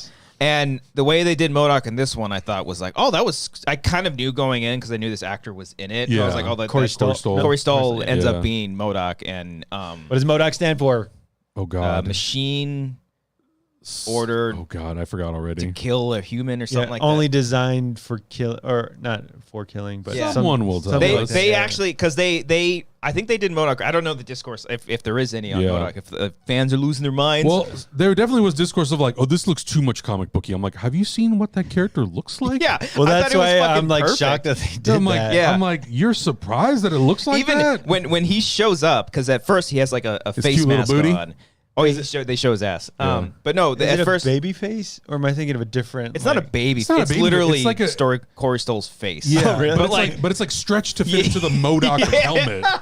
And that's the best part is because when he's wearing like a helmet mask, and then when it reveals and it shows his face, it's small. Every character is just like, Oh, that's a lot of face. Yeah. So I feel like they intentionally, not only did they lean into how it looks in the comic books, but they intentionally were like, oh, let's make people feel uncomfortable. Yes. Yeah. And I think it worked. I think it worked 100%. I would have almost rather him the villain the whole time. I know. Because he actually has a full-on arc and he actually dies, which is kind of unfortunate. They could always bring him back, but I thought his whole thing was, and the line where he's like, "Don't be a dick." Yeah, maybe just don't be a dick. Maybe just don't be a dick. Yes, mental organism designed only for killing. Oh, they mentioned the thing about shouldn't that be MODOFK? Yeah.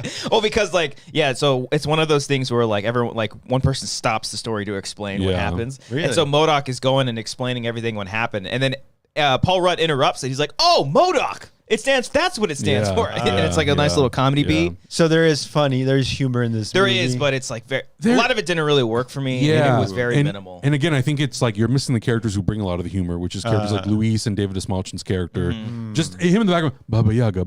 I'm like, this is so stupid, but it's so funny. Yeah, if they went along for the journey, I know there's a lot of characters already, and they're introducing a lot of these new ones that live in the quantum realm. How did they bring them into the quantum realm? They just get sucked into a machine. Well, that's what I'm saying. You can't bring the Luis character unless they were in the vicinity of they wandered into wherever they're in I think it's the basement of Hank Pym's house. Yeah. So it's like why would Luis what I could have seen been happening, and because I think the way they get back home is just kind of like a little bit of a cop out. I think I think what could have happened if Luis and the gang were already kind of at the house, they get sucked in, they're like, guys, and then they somehow contact them, and they just go back and forth, and we get some of those comedy breaks. I honestly, and I thought, because I randomly made a comment about this in I think one of the trailers. I was like, oh, wouldn't it be cool if Scott Lang gets stuck in the quantum realm, and he's the only guy who knows about Kang the Conqueror. So Kang shows up and he's he's going to start conquering the multiverse. That's what I thought they were going to do. And then Ant-Man has to escape to be able to warn the Avengers of this is what's happening. Yeah. Here's what we need to do, sort of a situation. But then I don't know, maybe it would have felt too repetitive of Endgame. Because he got stuck in there already. Yeah, I definitely see that. I mean, I think Michelle Williams is I keep saying Michelle Williams. I'm sorry, Michelle. You're fantastic in The Fabelmans. I hope you do really well with the Oscars. I really do. Michelle Pfeiffer they actually gave her a lot to do in this movie. Oh yeah, and way more than the last movie. Yeah, which I get. I totally understand it. Yeah, and I think it was great. She, if anything, the person that made me feel fear over Kang was her. Because totally. You can see it on her face. Yeah. But it is a lot of oh, it's him. Yeah. He's coming. And I hate that. It's kind of, Thanos, to be fair, Thanos was like that too. For all these movies, it was movies. I think the difference, because I was thinking about that, I think for me the difference is that Thanos was always a post-credit thing. Except for the first Guardians movie, where he's actually in it. Yeah, but even then, he doesn't do it. He just sits No, he doesn't do anything, But if I'm okay, cool. If Kang the Conqueror is in this first Ant-Man movie, and you're hyping him up, I have no clue where else he's going to show up. Yeah, and also, okay. Was he first in Loki? Yes, a variant. He Who Remains. It's what the hell does that mean? Well, so obviously because the multiverse, there's multiple versions of the same character. Yeah. He was one version of Kang, but basically. That's a different version than the one in the new movie. Okay. Yeah. All right, explain this to me, okay? Because oh God, I'm not Hector Navarro. This might be tough. Okay, Hector, are you in the chat? Shout out to Hector. I don't think he is. But so at the end of the movie, Kang gets sucked into this machine. Okay. And I'm kind of explaining this to you, Brian, and Adam, I'm asking you, does he die? I have no fucking clue. Fuck. Well, probably it's not. So ambiguous. Well, here's the thing: is because then we get a fucking post-credit scene, and then we get the Council of Kangs. We get an Egyptian King. Then we get variants, a British King. Yeah. All these variants. Yeah. And what they've done is they've gathered all the variants into one arena, and then literally all these variants. It's called the Council of Kangs. If Augustine's here, he can correct me. Okay. All right. And they're just going nuts. They're going crazy. They're we lost one. We lost one, or they said one died or something like that. So I don't know. It feels a little ambiguous to me, but I also feel like they're hyping him up to be the Kang the Conqueror so much. And again, spoilers, but he's the one version of Kang who was basically like ousted out of time. Yes. Like they what's the word I'm thinking of where you get like exiled. There you go. They or exiled him. Ousted, yeah. Like he's the one specific character because he's so dangerous and he basically rips multiple timelines apart and he like destroys universes. Like he's that big of a threat that they exile him basically out of space and time, so he gets stuck in the quantum realm. So that's basically like why he ends up in there. So I'm like, okay, if you're hyping this up and you're telling us all this and it's that important to know for the future of Avengers, the Kang Dynasty and Secret Wars, you cannot be killing this character. Yeah, and also he's not gonna die. Well, that's the thing. I was like, is the villain going to be deal. Is the villain just going to be the variants, or like this? I think Kang Dynasty could potentially be multiple, and I wonder if Secret Wars is going to be Kang the Conqueror from this movie coming back. Maybe he'll already have come back through multiple movies. Yeah. And then they have to battle all the different Kangs through the multiverse to save all the timelines. Oh, that could be kind of fun. Yeah, which is why I think that's why those rumors were coming out of like, oh, maybe Tobey Maguire and Andrew Garfield will be back because Kang will try to destroy their timelines. Who knows? All right.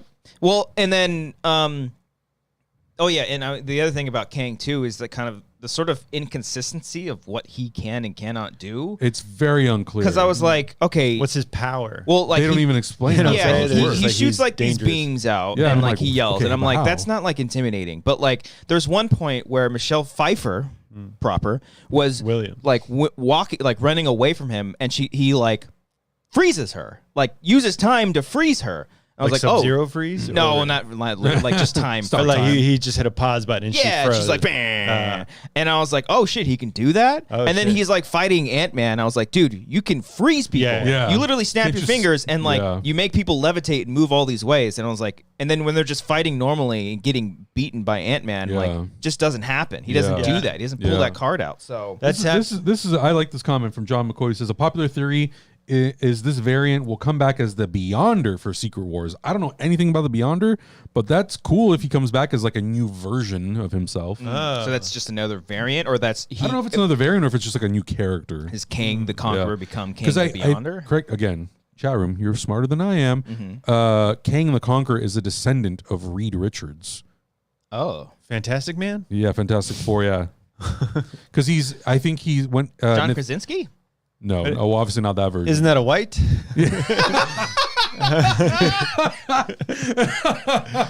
There's some mixture. There's some. I mean, it's a comic book. Okay, yeah, it's a fantasy. It's a fantasy. You know, because I think he's Nathaniel Richards. He's the son of Reed Richards, and then I think like in multiple generations he becomes King the Conqueror. I think. Oh, interesting. Again, I'm not Hector Navarro, so I never read Marvel comic books. Okay, all right.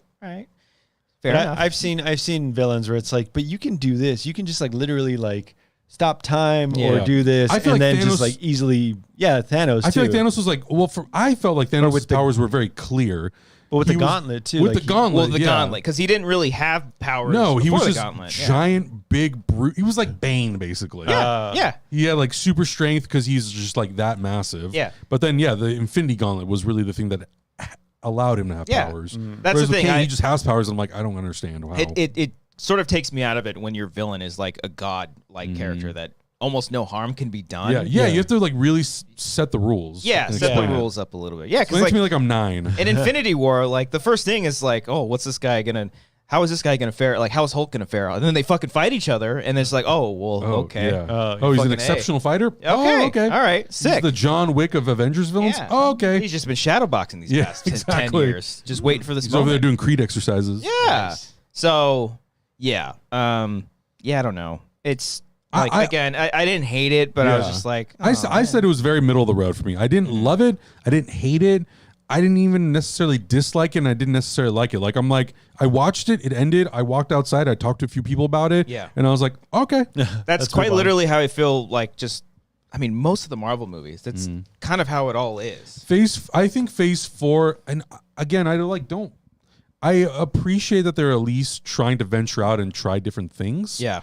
And especially now that they have the TV stuff, because Kevin Feige, he did say, he's like, we're going to kind of pump the brakes a little bit on how frequently we release stuff on Disney Plus, because we want every project to kind of have its moment to shine and for people to really absorb it. And I appreciate that, because having 10 projects a year, I think that is overkill. Dude, it's too much. And I really think after Endgame, they should have just paused for a little bit. I mean, they did because of the COVID. Well, I mean, it kind of worked out in their favor, kind of, but I do feel like they were in a big rush to get things back, like, going. Yeah. And I'm like, you guys plant flags for the 7 years. You're fine. Yeah, like push everything back. Endgame was such a perfect ending. Yeah. To Endgame. Hello? And maybe the focus should have gone away from the movies and but because now every time I see the Marvel logo kind of pop up, it's sort of lost that because we see it like so Star Wars. Yeah, like we because we see it so everywhere. frequently, and it happens it's at the beginning of every single episode. It used to be like dun dun dun dun dun dun, I'm like, yeah, here we go, and now it's just like, oh, that's cool. It's the Marvel. It felt fair. really good when WandaVision came back or was premiered. Oh yeah, because we hadn't seen a Marvel thing in a year and a half, 2 years almost. Oh. So it felt good to be back in that space. But yeah, after a while, you're like,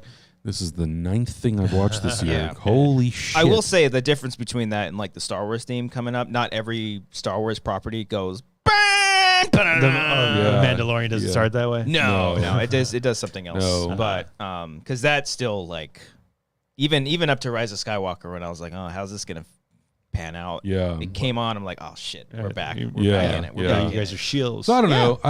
I'm still they've been good enough throughout the years that I trust them, that I will always give whatever they do a shot. Yeah, that's the thing. They've earned that. It's still entertaining. Even though I didn't care for Eternals that much, I'm just like, oh, there's some really cool stuff in here. Yeah. What about that Celestial that's in the ocean that's sticking out 10 miles out the ocean?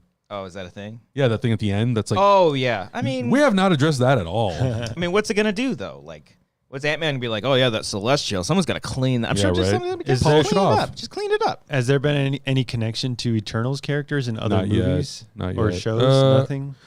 Well, Blade did have a cameo in the post-credit scene, but It's he's just his off voice. screen. Yeah, it's just his voice. Blade. Yeah. Fuck. Well, that movie's going through its own issues right Yeah, now. it's been delayed 4 times. They were going through Is that different Mahershala? directors. Yeah. Oh, Yeah. fuck yeah. It's so interesting. When they go to Comic-Con, they always release a slate. Oh yeah. They got to stop doing that. I don't mind it. I just know that within 2 months it's going to change. Yeah. Or do that and be like 2023, 2024, maybe. Yeah, I would say you don't need to focus on the dates. Yeah. Just say this is what we're building towards. 'Cause Here's some projects to expect. Because I want to Don't say date when everything. they announced all the rest of Phase 3, the Civil War, Right, that presentation that they did. Infinity War, I want to say all of those dates changed. Yeah. Most I'm of those sure. dates Yeah. fucking changed. Yeah, So yeah, it's yeah. I don't know. I get exciting people and getting all that stuff out, Yeah. the James Gunn stuff recently that Yeah. came out. I'm sure all those dates. No, he didn't. I don't He even didn't. think He didn't say dates. He just said here's what's coming out. Yeah. So He just said that they're currently in production on the Commandos. I forget, Creature Commandos and Waller, and those will be the first things you expect. But the only thing that had a date was Superman Legacy, July 2025. Oh, okay. So you can based on what order he announced stuff in, you can kind of reverse engineer and then kind of figure out Figure out here's when and roughly where. where it could be. Yeah, But okay. because they didn't give any specific dates on stuff. Who's the new Superman? They haven't cast it yet. I think they're going Yeah. for someone younger. Yeah, Yeah. it seems like he's going to be in his mid to late 20s maybe. Miles Teller. I think he's still too old. Too old? Yeah. And that Michael B. Jordan Superman movie's not happening, right? The Ta-Nehisi Coates one, it is. Yeah. Oh, it is happening. Yeah, they're still developing it. Wow. Yeah. Okay. Yeah. Okay. All right. Wow. Well, hey, Ant-Man and the Wasp: Quantumania. You have anything else to say about it? It's fine. It's fine. The ant stuff is fun. It's cute. Michael Douglas is fun in the movie. Yeah. And I think this always comes up with every single Marvel movie. Is should I go to the theater and watch it, or should I just wait for Disney Plus? I'm like, I don't know. Whatever you want to do. Yeah, man. I'm I don't know what kind of movie watcher you are. If you've seen 25 other MCU things in theaters, just go to the damn theater. Do you have a 75-inch at home? Do you have 7.1 surround sound right. system? You got 3D? No. Check it out. Watch You it at don't. home. I did see it at the Universal AMC. The IMAX? That's a true IMAX, right? That one is, yeah. But one that is. movie's not photographed in true IMAX. No, it's no. It's- But I it's did see the digital Oppenheimer trailer Yeah. before. I was like, oh, Chris Nolan, you go to Universal. Because I at the AMC in Burbank, they Yeah. have the Dolby IMAX, and it's not IMAX. So I'm Right. like, I'm so used to seeing that one. Yeah. And then I went to this theater. I was like, fuck, this is tall. Yeah. Whoa. Yeah. What's down there? Sometimes they'll screen older IMAX movies. So they did the Dark Knight. I think last year, the year before, I went to go see it. God movie. damn. At IMAX. Wait, so they didn't shoot this Marvel movie in IMAX? Well, let's get back into the tech. Okay. We're done with Quantumania spoilers. I think we're done because I did want to bring this up because I know when I was rewatching all the first one, the first two, they do the IMAX enhanced one. Yeah. And so the aspect ratio changes from the IMAX in the second one, And the second one does. The first one's like 185, I think. Yeah, the first one's 185, so they're like, oh, it's IMAX. I'm like, no, it's not. No, it's not. 185. And I think I prefer 185 over. I know we're talking about Marvel. I'm so excited that The Flash is 185. Is it really? I'm not excited for Ezra Miller, but I'm excited for that movie being 185. I don't think I'm excited for that movie at all. Really? I don't know. The Michael Keaton Batman? Yeah. I don't know. Yeah. I don't know. I think the comic book is really cool. And Are they doing the Paradox? Flashpoint. Okay. Flashpoint Paradox? Well, that's the name of the animated adaptation. Oh, that's what I'm thinking. The comic book is called Flashpoint. Flashpoint. And in that comic book, it's Thomas Wayne instead of Bruce Wayne. Right. But in this version, it's Michael Keaton instead of Ben Affleck. And Martha Wayne is the Joker, right? Yes. Okay, I love that. That's so cool. Yeah. Okay. All right. Yeah. Wait, so why 178 is full screen? Well, 178 is 16:9. Yeah. So then what's 185? Just 185 is like a little bit smaller than that. Okay. And then digital, I call it digital IMAX, but the IMAX, the more traditional IMAX now is 1:9 to 1. So it's even a little more widescreen than 16:9. Is that what was Zack Snyder's Justice League? 4:3. It was just straight up 4:3. Yeah, because he shot it on 35 millimeter film, and he shot the full aperture, the full frame. The full frame is 4:3. And he did that because the goal was that it would project in IMAX and then in the full frame. And then for every other theater, they would crop it to 1/8. So normally, if you shot a movie that's using the full 4 perforations of the frame, you would they would hard mat it in post production to be 185. Yeah. Okay. But then you had people like Kubrick who would shoot the full frame, and they would protect for different formats, so they wouldn't pan and scan movies because they used to do that all the time. Yeah. That's a weird thing to see. Yeah. Back then, for VCR or VHS. Yeah, VHS, or even if it just played on TV, they didn't play stuff in widescreen on television. It was super, super rare. TCM used to do it. Otherwise, never happened. Otherwise, it never happened. Wow. Okay. All right. Where are we going with that? Well, I don't know. Right. It's shot at 185, so everything, it all has to do with the framing and the composition. Yeah. So if you're shooting for IMAX, the whole purpose of IMAX is that you're expanding the frame. So you're technically going to have height. You're expanding the height, so you're technically going to have more headroom. Yeah. Whereas with 185, you're framing for that full frame. Yeah. So sometimes if you're watching an IMAX, it could look a little jarring because it's so massive. Like Ant-Man's head in digital IMAX versus 185, you're like, that motherfucker's head is huge. Yeah. But does whatever. it? What I wanted to ask: does it bother you when it changes back and forth, or is it not noticeable? It doesn't bother me unless it's Transformers or Eternals. Dude, oh my god! Dude, okay, so every scene I fucking caught the fifth the last night. It's all over the place on TV, in a hotel room. Different aspects, dude. It's I don't fucking understand it. It goes from full screen to 185 through 3. It goes just back and forth. It's within in one the middle of a conversation. Scene. Yeah, it'll be over the shoulder of Shia LaBeouf, and it'll be 185. It does then it it'll for be those ones too. It'll reverse, and it'll be 178. It'll go back to Shia LaBeouf. You think it'd be 185 again? No, it's 239. You're like, huh? But why? I don't know. I think they can't just because different cameras, the sensor sizes are all different. So they shoot when you shoot full aperture. Yeah. The sensor sizes are all different, but normally if you're just crop it? Yeah, normally you'd be okay, this whole sequence, this whole scene will be 16:9. Yeah. So you crop it all. But no, Michael Bay was just leave it. Just leave it. Just fucking leave it. Because I remember aspect ratio. We always talk about it because Cody says he never notices those things. Oh, really? Because I remember for The Dark Knight Rises, that was one of the first times because I saw that in IMAX. I was like, oh, wait a minute, when did we go? When did we go from full screen? When I watched that at home, I was like, "This is changing every." Well, and also I don't think if you watch The Dark Knight Rises on HBO Max right now, I think it's all widescreen. Yeah, I think it's all widescreen for the whole movie. If you get it on Blu-ray, it goes from 16:9 to 239, and then I think starting with Dunkirk, he switched to shooting exclusively on 65 millimeter film. I remember so it's 220 to 1, and then it switches to, if you're in an IMAX theater, it's 143. If you're at home, it's 16 by 9. I watched Dunkirk on a basic AMC screen, and it changed so dramatically. Constantly. And it had bars on the sides because it was just like a small screen. Oh, what? That's weird. Yeah, it was the one in the mall. Oh. The tiny one. Yeah. Like a 6 or the 8. If you have, I have the Dark Knight trilogy on Blu-ray. It was like a collector's edition. It's like a white case. Oh, yeah. They have a bonus disc on there, and actually has like the full frame IMAX footage. Yeah, because I remember when that movie came out, you can see it in like 70 millimeter. You can see it in other meters. Yeah, it was like 70 millimeter IMAX, 70 millimeter like traditional. It's so confusing. Yeah. Then like 35 millimeter, and then digital all over the place. Yeah. I like the options, like when Tarantino did that too. I like it too. The problem is like not enough people. They don't do a good enough job explaining to people what the difference is. Oh yeah. So people are like, well, why am I going to watch this on IMAX? What's the point? Like, I'll explain it to you, but yeah. I remember when DVDs first came out, and I was like, I hated widescreen. When you could flip it and it was like full screen widescreen. Yeah, I was like, what widescreen? You got bars on the TV now. Fuck that. And yeah, it's so funny because I didn't really like understand what that was until the Star Wars Trilogy Special Edition, because they sold the VHS. Gold was full screen, the silver was widescreen. I was like, what's the that's difference? Right. Yeah. Oh shit. And then I remember reading about it. They're like, oh yeah, the silver version, it's like the full shot where they don't pan and scan it. It's the way the director intended it. I'm like, oh, I want that. Yeah. Oh wow. Yeah.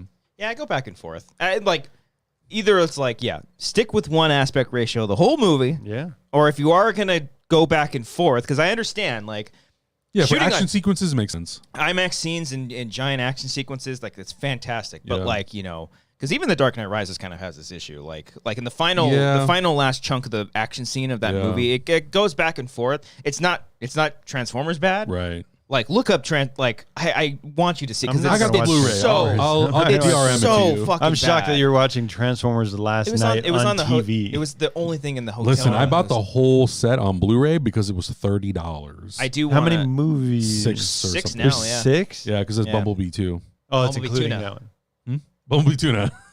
I don't know. That's right. Special. Oh my God. What? What's that? Bumblebee Tuna. I don't know what that They're is. showing. Bumblebee Tuna. Bumblebee Tuna. Is this a YouTube thing? Oh my God. Okay, get there. What do you think? Bumblebee Tuna. You are a loser. Loser. Ace Swear- Ventura? Yes. Yeah. What? Perfect. When nature calls. Oh, The second one? I don't remember that. Oh, really? Yeah. Oh, man. It's okay. I don't think Jim Carrey likes it. There's a lot of cultural appropriation. Yeah, there is. But aside from that, the Bumblebee Tuna, that actually might be cultural appropriation. Because I think they're speaking another language and he calls it Bumblebee Tuna. Anyways, but I will say, I am excited for this new Transformers movie. It actually looks kind of fucking Rise. sick. It's the same director as Creed 2. Yeah. Oh, it is? Stephen Cable Jr. Yeah. Beast. No, I'm calling it Beast Wars. Beast None of Wars. this is Hell Rise yeah. of the Beast bullshit. No, it's more fucking, Rise of the This is Nothings. fucking Beast Wars, Yeah, dude. I'm Like, so stoked. Yeah. And and Michael Bay is a producer, but the fact that he's not directing, I'm like, okay. I will miss Travis Knight. I thought Travis Knight did such a good job with Bumblebee. I think Bumblebee was in the right direction, but Totally. I remember a lot of people talking about finally this is the one. I was like, it still kind of has like like John Cena in that movie is like. I mean, yeah, it's definitely there. like it has the most heart. Yes. Out of, I would say the first Transformers does have heart. Yeah. I think after that it just becomes action spectacle, which is fine if that's all you care for. Oh yeah. But I thought Bumblebee like restores a lot of heart into the franchise.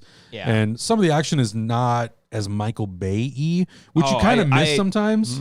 Yes and yeah, kind of. Yeah, the craziness. Yeah, because he really understands how to do the scale, and Bumblebee is a lot more like smaller. It's kind of like Ant-Man in a lot of ways. Yeah. Smaller stakes, and it's not as big. I am kind of, because I know a lot of people like shit on the designs of the robots in the Bay movies, and I understand because it looks sometimes they're too complicated. It looks like garbage sometimes just on the screen. So I do like the fact that in Bumblebee they resorted back to like how the cartoons. Yeah, look. I don't need to It's a see little bit- all 4,785 gears turning. I'm not gonna fuck it. Transforms. When I saw that shit in theaters the first time, like Ironhide.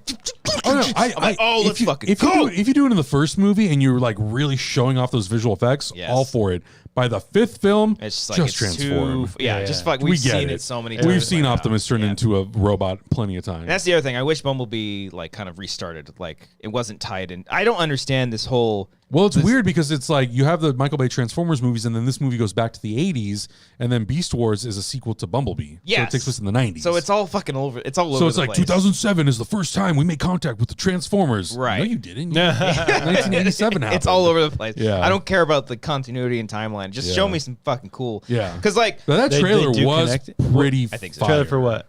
For Beast Wars. There's a trailer already? Yeah. Oh, shit. It looks pretty sick. Rad. You got Ron Perlman voicing Primal.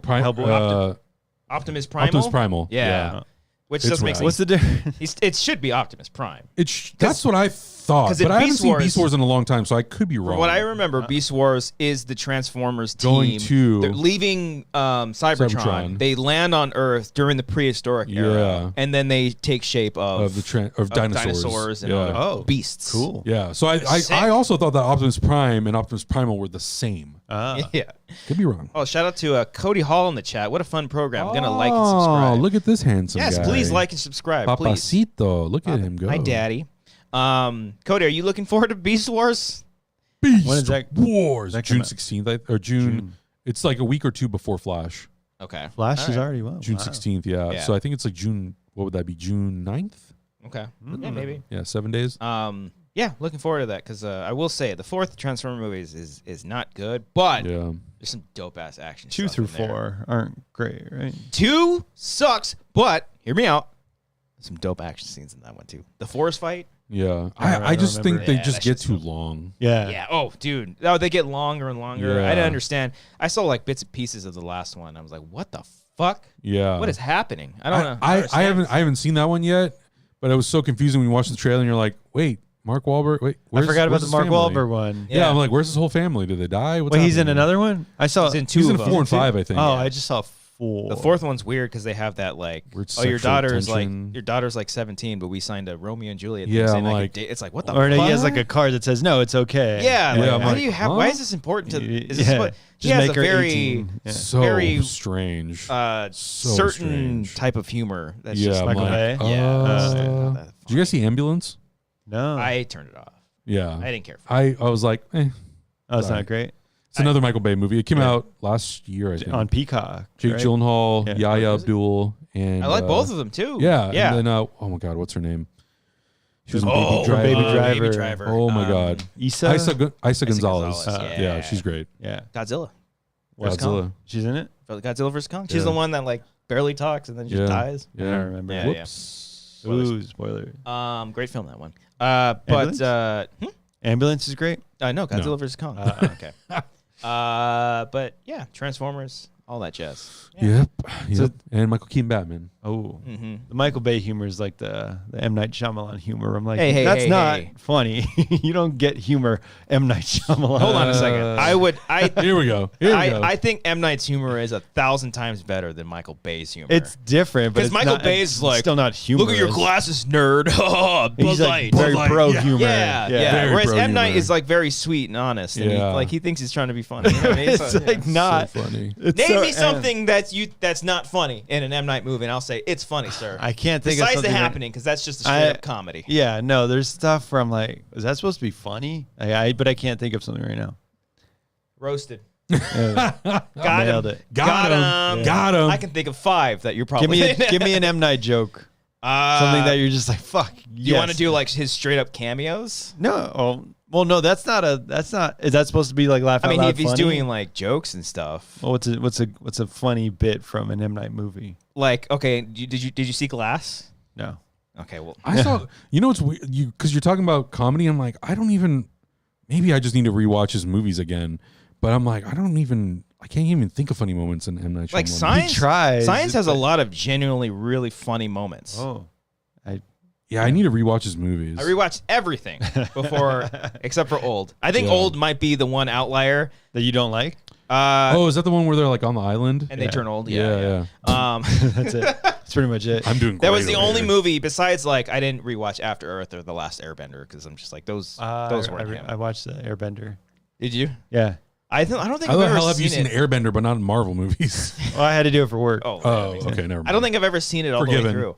I was texting Eric the other day, Striffler, because he texted me his daughter actually is directing her first movie. Eric has a daughter? Yeah, yeah. Eric's daughter is directing. It's the van. It's the daughter. No, M. Night's daughter is directing her first feature because she's directed a lot of episodes. I had no clue. That She's been directing a lot of episodes for Servant. And she's done like a really, really fantastic job. Wow. And I texted, I responded, I was like, I hope her first movie is like the last Airbender remake because I think that'd be hilarious. God. And if she made it like good, that'd be hilarious. I just watched Avatar: The Last Airbender for the first time, the TV series. Oh, okay. Yeah. Is it not this last Christmas, but the Christmas before that. That's the thing. Like, I never cared for the anime. Really? It's just anime. I don't care for anime that much. Oh man, is it as perfect as everyone says it is? Avatar: The Last Airbender. I thought it was. Do they say that? They say it's like the perfect show. I thought it was a very, very satisfying story and a satisfying arc for all the characters. Oh, cool. And I could totally see how like. Watching like The Force Awakens, I'm like, I could see like where they got influenced by stuff like Avatar. Stolen. Yeah, it's really, really good. I'm excited for the Netflix series that they're doing. Oh yeah. But I do think like I'm like, damn, that's a really tough. Like, there's gonna be a lot of pressure on that. Is it live action? Mm-hmm. Okay. Well, I mean, look at Cowboy Bebop. That's like another like hugely beloved anime. Yeah. So I love Cowboy Bebop. I don't know if like anime can translate to live action. I think my favorite thing. The Daniels, when they've talked about everything everywhere all at once, they admitted Very they're like, we just made a inspired. live action anime movie, and I was like, oh fuck, that's sometimes it's brilliant. better just like take that concept or that style and make it your own story. Yeah. Don't try to like adapt everything. Yeah, exactly. Because I think there is some stuff, not that it's not adaptable, but I think it's really challenging. And those audiences, just like with Star Wars, Marvel, DC, all of them, it's like the expectation is if it's not perfect, it's the worst thing in the world. Yeah, like video game adaptations. Yeah. I mean, The Last of Us is like so good. So fucking good. It's so goddamn good. Are you watching that? I still haven't seen that. No? Yeah. So I hear it's good. I hear good things. Every time people are like, I just watched The Last of Us. That third episode was the best piece of television I've ever seen. Fantastic. Yeah, and it changed the game for TV. I've never moving forward. Yeah, I've never played. I don't know about changing the game, but I've never played the video game. Oh wow. Oh, how fun. Yeah, but so like knowing that those characters are like kind of explored in the game, but not really, and then the show kind of takes. Oh yeah, gives them their own identity. Like, I'm like, this is Frank is not explored like at all. Yeah, like there's like one brief theme with like he never even speaks in the show in the game, and then not Frank Bill has a lot more to do in the game, but the way I thought they like that episode is just it's so good. It's game changer, changed the world. It is probably what I heard. It is probably like one of the better episodes of TV that I've personally seen. But then again, I'm also not watching everything. Yeah. I think like there's definitely going to be some like special guest star Emmy nominations for both of those guys. For sure. Yeah. They were especially both HBO. And fantastic. Nick Offerman is getting a lot of credit, but I think both of them were really Murray Bartlett. really good. Yeah. Murray Bartlett was so good too. Really, really good. And this past episode, I think, just locked Pedro and Bella's like Emmy nomination. The one from Sunday? Yeah, this past solid. episode. Super solid. How many more we got left? 3. I think 7, 8, 9. episodes. Yeah. Okay. Almost Maybe done. I'll start it. It's really, really good. And it's like smart. Yeah. It's very well crafted. Yeah.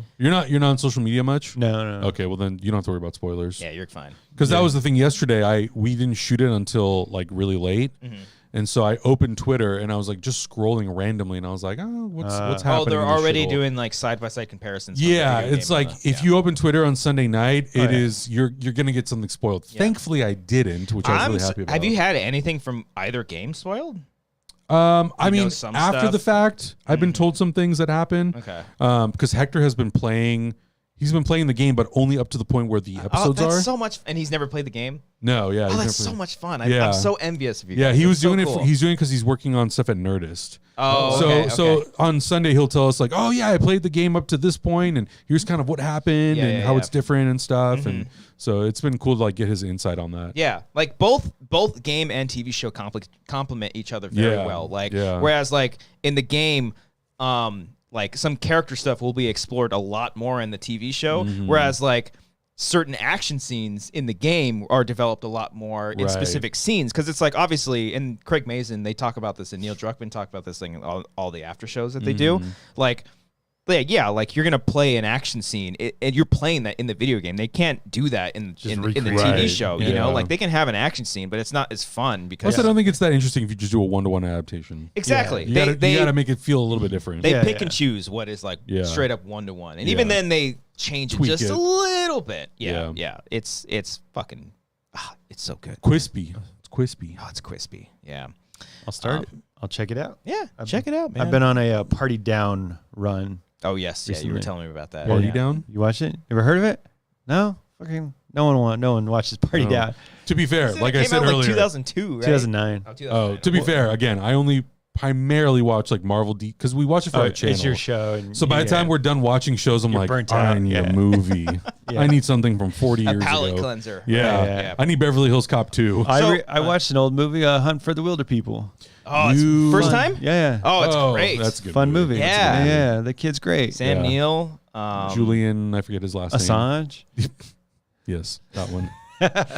Okay, great show. The movie's great, but it's like really a primer for like what Jojo Rabbit becomes. Because some good emotional stuff in there for sure. And then the humor, the style of the humor too is great. I still think my favorite is What We Do in the Shadows. Yes, the movie or the show. The movie. I haven't seen the show, but I hear that movie is so. I need to keep watching the show. I've seen the first season and it's fantastic. Yeah, and everybody tells me like the rest, it just keeps getting better. Yeah. Check out Party Down because they're doing a revival of it. A new series, an Arrested Development type. I hope it's better than Arrested Development because it came out in 2009. Was on Stars back when like no one really had Stars. Yeah, and I still don't have Stars. Yeah, what's his name? Adam Scott, Martin Starr, Ken Marino. Wow. Megan Mullally came in on the second season. Lizzie Kaplan and Jane Lynch were on the first season.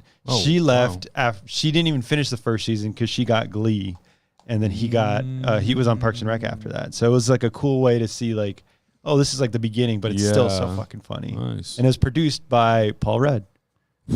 Oh, there you go. It's fucking great. So next Saturday, I think the 24th. That's when it starts. The new season starts. The third season after like 15 or whatever years it's been. Nice. So I've been binging that. Tons of content. I watched Severance too. Oh, really? You watched that, and I have not seen that. Yeah, I've only seen 3 episodes. Have you finished it? Yeah, I finished it. Woo! It was great. Fantastic. I don't like the cliffhangers, but you're like, fuck. I want to see what. It's a good one. The whole season to end on a cliffhanger, I feel like it wasn't as satisfying. I mean, I'm always in the mindset because Sorry for spoiling that. I don't know if that's really a spoiler, but okay. That's kind of what I expect from streaming shows nowadays. Well, everything's a cliffhanger. It just like leads into the next season where I'm like, but there wasn't like a satisfying like conclusion because of the first season. Wait a year for the next season. Or like not even just like a wrap up of the first season. Because my thing about like first seasons or just TV in general now, because we have so many shows, and I think TV has gotten better now because they've limited the amount of seasons. You're not getting like 24 episodes in a season for 18. You get 8 for 3 seasons. Yeah. Like nice, kind of like tiny little mini movies. Like we have our trilogy or a quadrilogy of seasons and whatnot. Yeah. So like. A lot of the times for first seasons, I'm always like, when they're not announced that it's going to be a season 2 or anything like that. Like, I'll give you an example, like Stranger Things. So I thought Stranger Things was so perfect that the first season, and then the ending, they were like, oh, there might be something more. I was like, no. Well, because they knew what they had. Like, I definitely. Yeah. So like, but at least there was a conclusion to that first season. Severance so at least have that. What I'm hoping for now with television seasons is wrap up your first season. You can have some tiny things like, oh, we can go here, here, and here. Or at least wrap it up to the sense where like, oh, yeah, I can easily see a season 2 for this kind of thing. But like, tell the full story. Yeah. And then save the cliffhangers should be like season 2, 3, right. In the middle. Like the story's like moving. 3A into season 3B. Yeah. Breaking Bad. Lost had cliffhangers like every episode and every season. And it was great. But yeah, I get it, but you get it with the Severance thing. It was still fun to watch. Part of it was like, oh, I wish it was its own contained thing, but I was like, I'm not gonna lie, I kind of want to see where this goes. And I gotta finish it. It does because like it sets up so much, and then it's like, all right, now we're gonna see it pay off. But it's like, stay tuned for season 2. Yeah, shout out to Ben Still. Didn't he direct all of them or most of them? I want to say most of them. I don't know if he did all, but he's great. Yeah, and it feels like a very COVID because there's because it's like such location. limited. There's like a few locations in like maybe like 10 characters total. Yeah. But it's I love good. that like old school sci-fi kind of thing. It's very like almost Twilight Zone-y, or what do you mean? Yeah, the show feels very, but I like the what do you call it? The office like setup that they have. It's like it feels like very like 19. Like you don't know what they're doing. Kind of Kubrick-y. Yeah, very, like you don't know. even like the walls, like it takes them like 10 minutes just to get to their desk. Like the data stuff that they're crunching. Like I hope they never explain it. Yeah. I hope that's like. Well, they don't. Maybe they will. Maybe they won't. I don't know. But but I like it. Where like just like pick the numbers that are scary to you. Yeah. And then they don't explain like, well, why are they scary? What does that mean? Yeah. Like, none of it means really anything. Right. Yeah. But okay, that's fine. Nice. Yeah. All right. I think I've been watching Servant, and it's very good. It's in its final season. That's another M. Night joint. Funny. It's hilarious. It actually is pretty funny. There's some funny shit. It's a wacky show. But I did watch. I've been kind of wanting to get into a Scorsese kick recently, and I watched Irishman. I still need to finish that. I think I will eventually finish it, but I watched. I will not watch that again. I watched Taxi Driver just because I wanted. I wanted to feel That's on comfortable. HBO Max. It is, yeah. Is it your first time seeing it? No, I've seen it before. I have it on Blu-ray. I have the nice Blu-ray set. Ooh, for that I got one. it on a nice DVD. Box set. Ooh. Yeah, what a great movie. Yeah. Joker really took a lot. Like so much. It really ran with it. Well, and I haven't seen the King of Comedy, and that's the next one that that's a Scorsese, right? Yeah. So and that's what everyone has said. Like Joker is King of Comedy and Taxi Driver. And Fight Club. Yeah. Oh, okay. Nice. Yeah. With the what's her name character. Yeah. I can kind of see that. Yeah. But you're watching like it's the Joker is I was like, oh, this is like 1-to-1 Taxi Driver. To the point where the 14-year-old hooker comes in. Yeah. Jodie Foster. Yeah. But yeah, just so fucking good, man. Yeah. Like I miss that like gritty. I mean, Scorsese still has it. Well, he was coked up the whole time. Yeah. Taxi Driver. It was the 70s in New York. Yeah. But it was surreal, like when he showed up. He's in the movie. Yeah, that's right. No, it was surreal. Scorsese? Just he's cameos. He pops in like the taxi, right? In the taxi. And he's just like yelling at De Niro. He's like, "That's my wife." And I have some, He makes the. I haven't watched that movie in like 6 years. Yeah. It was just surreal to me because like we're so consumed with content all the time. So and then we were sitting here watching this simple scene where De Niro was like, "You talking to me?" And I'm like, "Oh, this is like one of the most famous scenes ever. It's iconic. Probably like one of the most quotable, or if not the like most quoted line from like any movie." Just I don't talking know. to me. I have nipples, Greg. Will you milk me? That's great too. Another De Niro joint. De Niro. Yeah. That movie is amazing. Oh, all three of them. I would say. I haven't seen all the third three one. I love Meet the Fockers. I love. What's the third one? Little Fockers? Little Fockers. I thought that one was sweet. I thought it was cute. I watched it in theaters. I was like, this is. I thought it was a sweet movie. The first one's great. First one's great. First one's the most awkward. Is it Jay Roach? Yeah. Yeah. He's fucking great. You gotta spike those, fucker. You gotta spike those. So funny. Lil' Kim. That's fat. Oh my god. You can get a whole bunch of mums. That movie. Oh my god. It's so funny. Man. It's so good. Did you guys see Ace Ventura 3? Oh, when he's a kid? The Baby Ventura? No. I remember. It was on Cartoon Network. Where it premiered. Yeah. So I didn't see that one. I know he's like retiring, right? Or Jim Carrey? He says he's retiring. You want him to do another Ace Ventura? I would love that. Yeah, I mean, but would it be as good though? Probably not. No, I mean, Dumb and Dumber 2 wasn't good. Dumb and Dumber 2 it had its terrible. moments, but it's not. I good. didn't like it at all. I thought it was so bad. Yeah. Well, what's like the best like comedy of recent years? That's a great question. I honestly don't know. One that's you're like, oh fuck, that's so funny. Like Booksmart. You like Booksmart that much? Oh, okay, maybe before the Bridesmaids. Yeah, that was like 2011. I like those movies. I think they're fun. Yeah. I don't love those movies. Like in terms of like quoting. Yeah. The end was like 2012. Huh? You know, like or like what's like a Dumb and Dumber equivalent now? There isn't one. Hot Rod. Again, that was like. That's like what was like something from like 2019 Nothing. at least. At least I don't think so. Ghostbusters. The guy in the chat said Hangover. That's 2009. Yeah, it's 2009. That's a long so time old. ago. Well, what's like a comedy that you're just like, fuck, that was so fucking funny. Yeah. I don't know because like it's hard to beat. Yeah. I didn't watch Bros. I didn't see that. That's an Apatow joint. That's right. Yeah. And you're an asshole for not seeing it. Sure. Either. Yeah. But I heard it's funny, but I haven't seen it. Oh, Good Boys actually. You know what? I will agree, but Good Boys was good, but it just doesn't. It's just not like.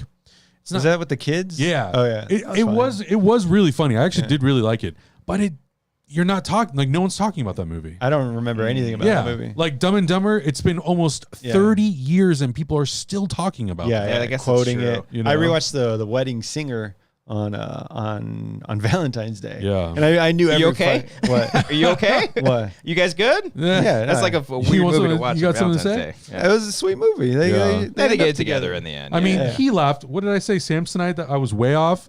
I knew That's exactly Dumb and Dumber, what you were yeah. Right. talking It's about. I like can people quote that still movie laugh front at to like the line. Yeah. dumbest sentences from that movie. Yeah, I guess Because that's you true. think about the context of everything that movie gives you. It's just so funny. The Wedding Singer's fucking great. Oh, I love Why yeah. is it? Wait, is it I think like I'm strictly thinking of "You'll kill me." Oh yeah, that part is pretty rough. It's to like sing. really, really I dark. want to die. Put a bullet in my head. But every line in that movie is fucking quotable too, where he's like, "Those cones, they could have been people. Yeah, They could have they been were guests at our cones. wedding. They were cones. They were cones." Yeah, it's like Dumb and Dumber, Happy Gilmore. I'll my even throw God. Hot Rod in there too, because Hot Rod's incredibly quotable. Yeah, MacGruber. I and know it's- you hate that movie, but I mean, I watched it. Like, I didn't love it. but again, these are all very old. these are 10 years old. Yeah. Very old. What? God, what is? Yeah, I don't know. I mean, I still go back and I still watch stuff like Coming to America all the time. Oh, yeah. Beverly Hills Cop. The 80s comedies are so different than the 90s. Oh, they're so Because they're so yeah. like small and subdued, whereas Yeah. 90 was like blah, Yeah, we're it was in your face. Because when I go back and I enjoyed Beverly Hills Cop, but I was like, this isn't like Joke a Minute, like Oh, yeah, or even if you watch Beverly Hills Cop 1 versus Beverly Hills Cop 3. Oh, The yeah. difference between those two movies. One came out in 87, the other one came out in 94. It's so different. Yeah. Even the way it looks. Like, Yeah, I guess that's the thing. It's like a lot of comedies now, it's like they feel the need to have a joke every single second. You know? Yeah. And most of the jokes, they try to be super inappropriate and like sexually driven. I don't think that's that funny. no. Sometimes it is. I think it has its Sometimes moments. it is. Like, You're like, are you The thinking Hangover, like dick jokes and stuff? yeah, like sometimes The Hangover had jokes that were like sexually oriented and they were really funny. Yeah. But sometimes I feel like I would There's some like, dated stuff in The Hangover. Oh, yeah, now. absolutely. Yeah, it's 14 years old now. Yeah, Yeah. absolutely. When someone quoted a Game Night where Jesse yeah. Plemons like, how can that be profitable for You know, I Frito did Lay? hear Game Night was really good. I haven't seen it It's yet. pretty fucking good. It's I good. recently just watched Yeah. it like a year ago maybe for the first time, and I remember really It's really more liking like cool, like fun, but Yeah. like in terms of like funny, I wasn't like bawling. Like and I think that's the big difference is like, for me, it's what's super memorable. And I know that's Yeah. like a dumb metric sometimes, yeah. but if I can't recall anything about your movie, especially if it's a comedy, yeah. then like that's kind of problematic. I Yeah. rewatched Wet Hot American Summer too, and the fucking good. the jokes in that are so fucking funny. Yeah. and the lines and the quotes and all that stuff. What about But Blockers? I heard Blockers. I never saw it, but I I heard watched that. Oh, I heard that was pretty I funny heard that was too. pretty good. See, this thing. Oh, Like, so you guys aren't watching comedy? no, it's hard. It's like for me to get the only comedy I'm seeing in theaters is Jackass. Wait a Oh, that second. was great. Wait, Game Night was the one with Jeremy Renner? no. That's Tag. Tag was Oh, okay, great. Tag. Yeah. I saw I that love- on a plane. I love Tag. But are you quoting Tag? Not really. Yeah. no. See, it's like But that one again is like directed cool. Like Yeah. forget his Yeah. name. Ted. No, I forget. I But want to it's- say Horrible Bosses. That's still like 2013, Yeah, that's 2013. 2012. Huh? or the We're the Millers. We're the Millers was Millers, another one yeah, too. yeah. Yeah. Huh. But again, it's like I'm never quoting those movies. Yeah. Never. Oh, people quote them. We're the Millers. The No Regrets. Are they younger? no regrets. What Are do you they mean? younger? The younger audiences? Or are they older? Oh, I mean, watching here probably. Yeah. Oh, here people. Yeah, people. Our audience is young. Blockers. It's really hard. Like Yeah. I only go out Blockers to is movie fine. theaters for like the big IP stuff, and that's honestly like if we weren't doing a show on Ant-Man and the Wasp: Quantumania, I probably wouldn't have seen it. I did like Palm Springs, and I know that's not necessarily a Yeah, comedy, I was like fun, that one. yeah. but Yeah, it was really it's fun. good. Okay. I thought that was good. I didn't laugh at all for Glass Onion. Someone asked for Knives Out. Knives Out. I laughed at some stuff. I thought some stuff was funny. I don't. I think I, generally speaking, had a much more better experience watching the first Knives Out. Oh yeah, for Oh, sure. yeah. I think so Yeah. too. Yeah. But I think a lot of the TV stuff is because they can get away with more edgy humor, which is so strange because it never was like that. No, Yeah. like It was always someone the opposite. Someone brought up that it's not a movie, but Dave on Hulu, Oh. FX Hulu the next day thing. Yeah. Dave is Atlanta. fantastic. Dave is so fucking funny. I think they're coming back for a third season too. Really, really good. Barry, Atlanta, like all these Barry. shows are so fucking funny. Oh yeah, berries. But also Barry teeters the line of being so fucking dramatic. It does. too. Oh yeah, Yeah. Yeah. they do that. That's coming back this year too. finally. Yeah. yeah. All Oh, that. no, what is it? The last? I forget. Last think- season was fine. Did you guys watch The Bear? Yeah. The Bear was, I mean, not a comedy, but really good. good. Yeah. Really good. Oh, no, it was huge laughs from me in that show. I guess, hey, we're talking about Taika Waititi. What We Do in the Shadows is very memorable, but I don't think enough people have seen it. The movie or the show? The movie. Okay. Yeah.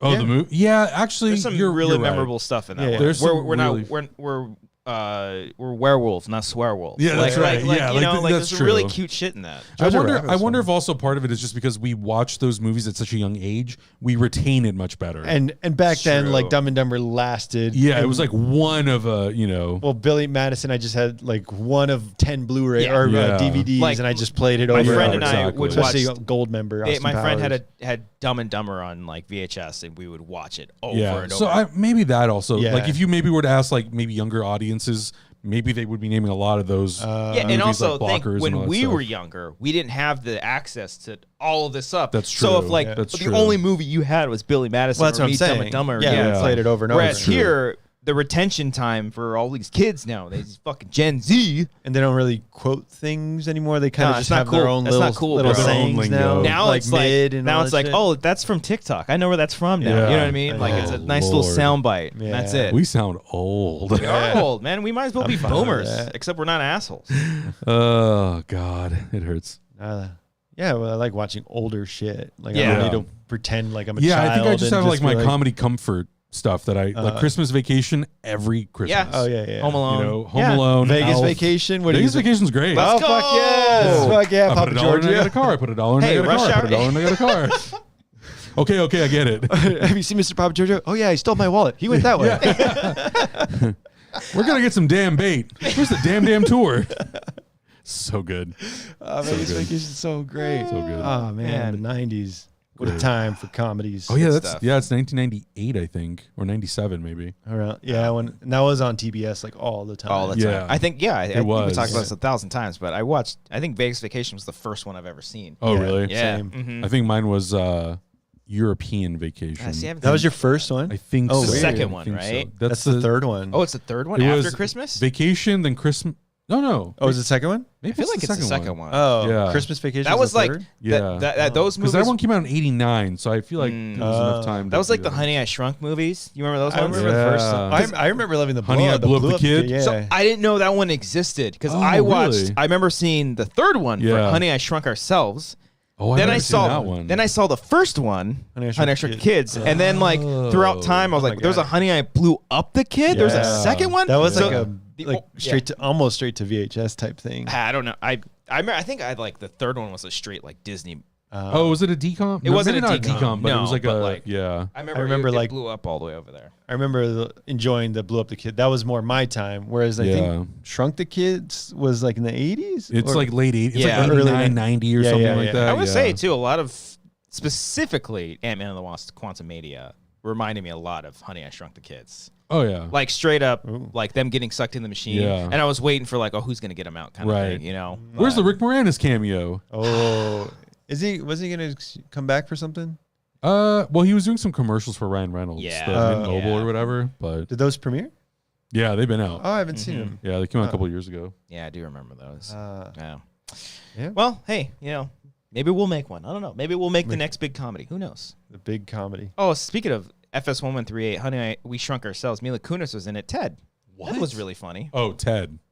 Oh, no. Mila Kunis was in Honey, really? We Shrunk Ourselves. Yeah, she's one of the like daughter's friends or whatever. Oh, wow. Yeah, I very, remember very that. before. Oh, it was direct to video. That's what it was. Oh, okay. Remember those okay. direct to video? Yeah. I wasn't a huge fan of Ted.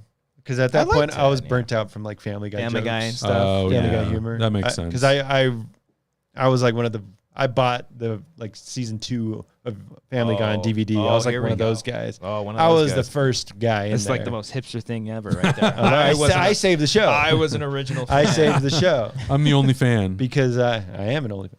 Okay, all right. Follow me on OnlyFans. Follow on OnlyFans. Yeah. But yeah, so that's it. All right. Well, shit. It's good times. Good times. Ant-Man. Okay. It's okay. Yeah, Go see it Go if you're see interested. it. Or don't see it. Or don't. Wait Or for it on not. Disney Plus. It's whatever you want. Live your best life. Adam, What's thank up? you so much, sir. Thank you for joining having us me. Here. They can follow you on Adam. They can follow you on Adam at Twitter. All of those things. Yes. You're on Everything Twitter you just said. At Adam Lavick. That's right. For now, at least, before Elon shuts it all down. I don't know. We'll see what happens. I put the link in the description. You guys can follow Adam and go subscribe to Heroes Reforged, which is now over 100,000 subscribers. Woo! Yes, sir. Yes, sir. Woo! Finally. Get that cheddar, son. Did you guys get the all plaque? $5 of it. Get the plaque? Actually, yes. It arrived in the mail like 3 days ago. Woo! Yeah. Fat ass. Woo. I haven't opened it yet. Oh, can't wait. Unboxing video? Yeah. Oh, hell yeah. Hell yeah. It'll be fun. I can't wait. All right. So go check that out. Very happy for y'all. Y'all fucking out there doing the do. Trying. Well, you're doing a very good job of trying. Thank you. Yeah. So. It's tough. We always have these like powwows right before we start recording where I was like, so how's this going for you? How's that going for you? We're like, sucks. Oh, God, a nightmare sometimes. I swear to God. It's all worth it in the end. Yeah. It's all worth it in the end. It's cool because we get to engage with people and talk about movies and stuff. So there's the alternatives are much worse. Yeah, and you guys also do spin a really positive light on it. You're not out there like shitting on it constantly. Yeah, we just did I feel like I keep derailing, but we just did a 100K live stream and we had fans send in videos. So it was so cool to like actually see people who watch our stuff. Oh, wow. And to see like how diverse our fan base is. And they brought up like, we feel really comfortable being here and talking about stuff, whereas like other places, we don't. Yeah. And I'm like, okay, cool. So we're doing something right. Yeah. Well, there you go. Well, congrats on that, thank sir. you. Yeah. And what's it like having like real? Most of our fans are bots. I'm just kidding. I'm kidding, guys. I know Let's see how they feel about that. Yeah. What? Nothing. Oh, I thought you were gonna good talk. You're gonna lean into it. No, I'm fine. Okay. Wrap up the show. Yeah, we'll wrap up the show. Wiley Todd just sent in a super chat. Hey guys, send in my weekly support. I would love to see more commentaries on comedies like Vacation, even the awful remake / sequel, and more Nick original movie. Nick original movies? Thanks. Nickelodeon movies? Nickelodeon? Oh, that would be kind of fun. I would do like the Rugrats Snow Day? movies. I love That's Snow a Nickelodeon Day. original? I think so, yeah. Oh, really? I think they remade that too. Yeah, and then, with Jerry Trainer. Oh, okay. It's on Paramount Plus. Jazz Dorito. Doritio. Doritos better. Change it. Send a super chat. I'll be in LA Thursday. Any good places to visit? Don't go to Hollywood. It's gross. Don't go to Hollywood. It's go disgusting. to Pasadena. Pasadena's cool. Go to downtown LA and go to Philippe's. It's a Burbank. or Burbank. Yeah, there's some good stuff. Yeah, but Burbank's cool. If you like roast beef sandwiches, go to Philippe's. Check it out. It's amazing. If you want tacos, go to East LA. Yeah, or San Diego. Or Don Burritos Cuco's in for Burbank. Burritos. Yeah. Are Don Don Cuco's? Hey, listen, I won't knock it. It's fine. Yeah. If you're gonna go get tacos in Burbank, go to Guisados? Guisados? What's that? I don't like it. It's like No. Guisados is It's like very like American. it's like fancy tacos. Yeah. It's like what the fuck? No, Yeah. get the hell out of here. I No, want street tacos. You go to tacos. What? Fuck. Hold on, I gotta look it up. Taqueros. No, I gotta look it up. Oh, is it Tuesday. is it the place that's by the bookstore? It's like across down the street. It's like behind across the gas street station? from a Target. From a Target. Okay. Yeah. I'm not Burbank 100% Target? sure. Which Target? The Empire Center? Like not that one. No, hold on. I'm gonna look at. We're ending the show right now. I'm so sorry, but I have to. This is my favorite taco spot. I don't even know the goddamn names. Don Cuco's is fine. Los Amigos? No, it's not that one, but I've been there. It's all right. Taco Bell, take it or leave it. If you're gonna have Taco Bell anywhere, go to like the East Coast because there's no good Mexican. Oh, that's over there. true. That's true. Fiesta Taco in Burbank. Fiesta Taco, never been there. Go check it out. It's fucking. I mean, all right, I'm gonna go after this. Look at that. What is that? Sold. Oh, that's good. They got some good shit over there. If you want really burritos, go to San Diego. there you go. Oh, yeah. Boom. There it is. Yeah. So thank you all. Shout out to all the Patreon supporters. I got to figure out a new way to give shout outs to everybody. And do the soundbite stuff, especially like when we don't have like all this stuff set up. So, I've been meaning to figure that out. I'm sorry, getting lazy with it. But also, Chris Ramirez sent in a super chat. Went to Don Cuco's on your recommendation, Christian, and I was not a fan. Sorry. When did I feel like Ken recommended that too. Oh, that sounds like a very Ken. I mean, That's a Don Ken, Cuco's is fine. It's very fine. To quote the younger generation, it's mid. Oh, there it is. Isn't that what that means? Yeah, It's like that's very fine. middle of the road. Yeah. So there it is, everybody. Well, we'll talk more taco and burrito talk next time. So thank you all so much for joining us. Make sure you're hitting the like button, subscribing to the channel, leaving a comment down below. Some of your comments will be featured in the next episode. Sorry, stuff came up. It's a repeat of comments from the last one that you'll see in just a hot second. I know, I'm a piece of shit. Brian, thanks for joining us here on this episode. You're welcome. as well. And we just put out, by the way, a commentary for Ant-Man and the Wasp on our Patreon, so go and check that out if you're in the mood to watching it. I did the one by myself, so it was a bit of a, it was rough, but I think it was fun in the end. And we've got a Scream 5 commentary coming out very, very soon. So patreon.com/Wanger. 5 Cream. Do all that. Yeah, 5 Cream. That's what we call it. All right. Thanks you, everybody. See you next time. Bye. Bye. Oh, Jesus. A little loud. Lil Nas X. A little spicy. Ooh. I like a little spice. Do you like spice? I started putting jalapenos on my hot dog. Oh, you started. I know. What? I know. Call me a whore. Wow. I've been making not taquitos. Have you heard of these? I've been making quesadillas with like no carb tortillas or whatever, just to like try to lose weight and shit. And I've been putting in I know, and I'm making quesadillas. Okay. Yeah, but it's better than the regular tortillas. Okay. He's doing that to lose weight. And I'm putting in jalapenos in my quesadilla. Oh yeah. So Hell good. yeah, dude. So hell yeah. So God, I should have picked up a burrito from San Diego while I was down there. should have done it, man. When were you there? This weekend. Actually, I'm going back on Thursday, so I'll do it then. Yeah, there you go. And while he's over there, check out other videos over here. Check out other episodes of The Wanger Show. Subscribe to the channel, join the Patreon if you like, and have a good rest of your week. Bye. Bye.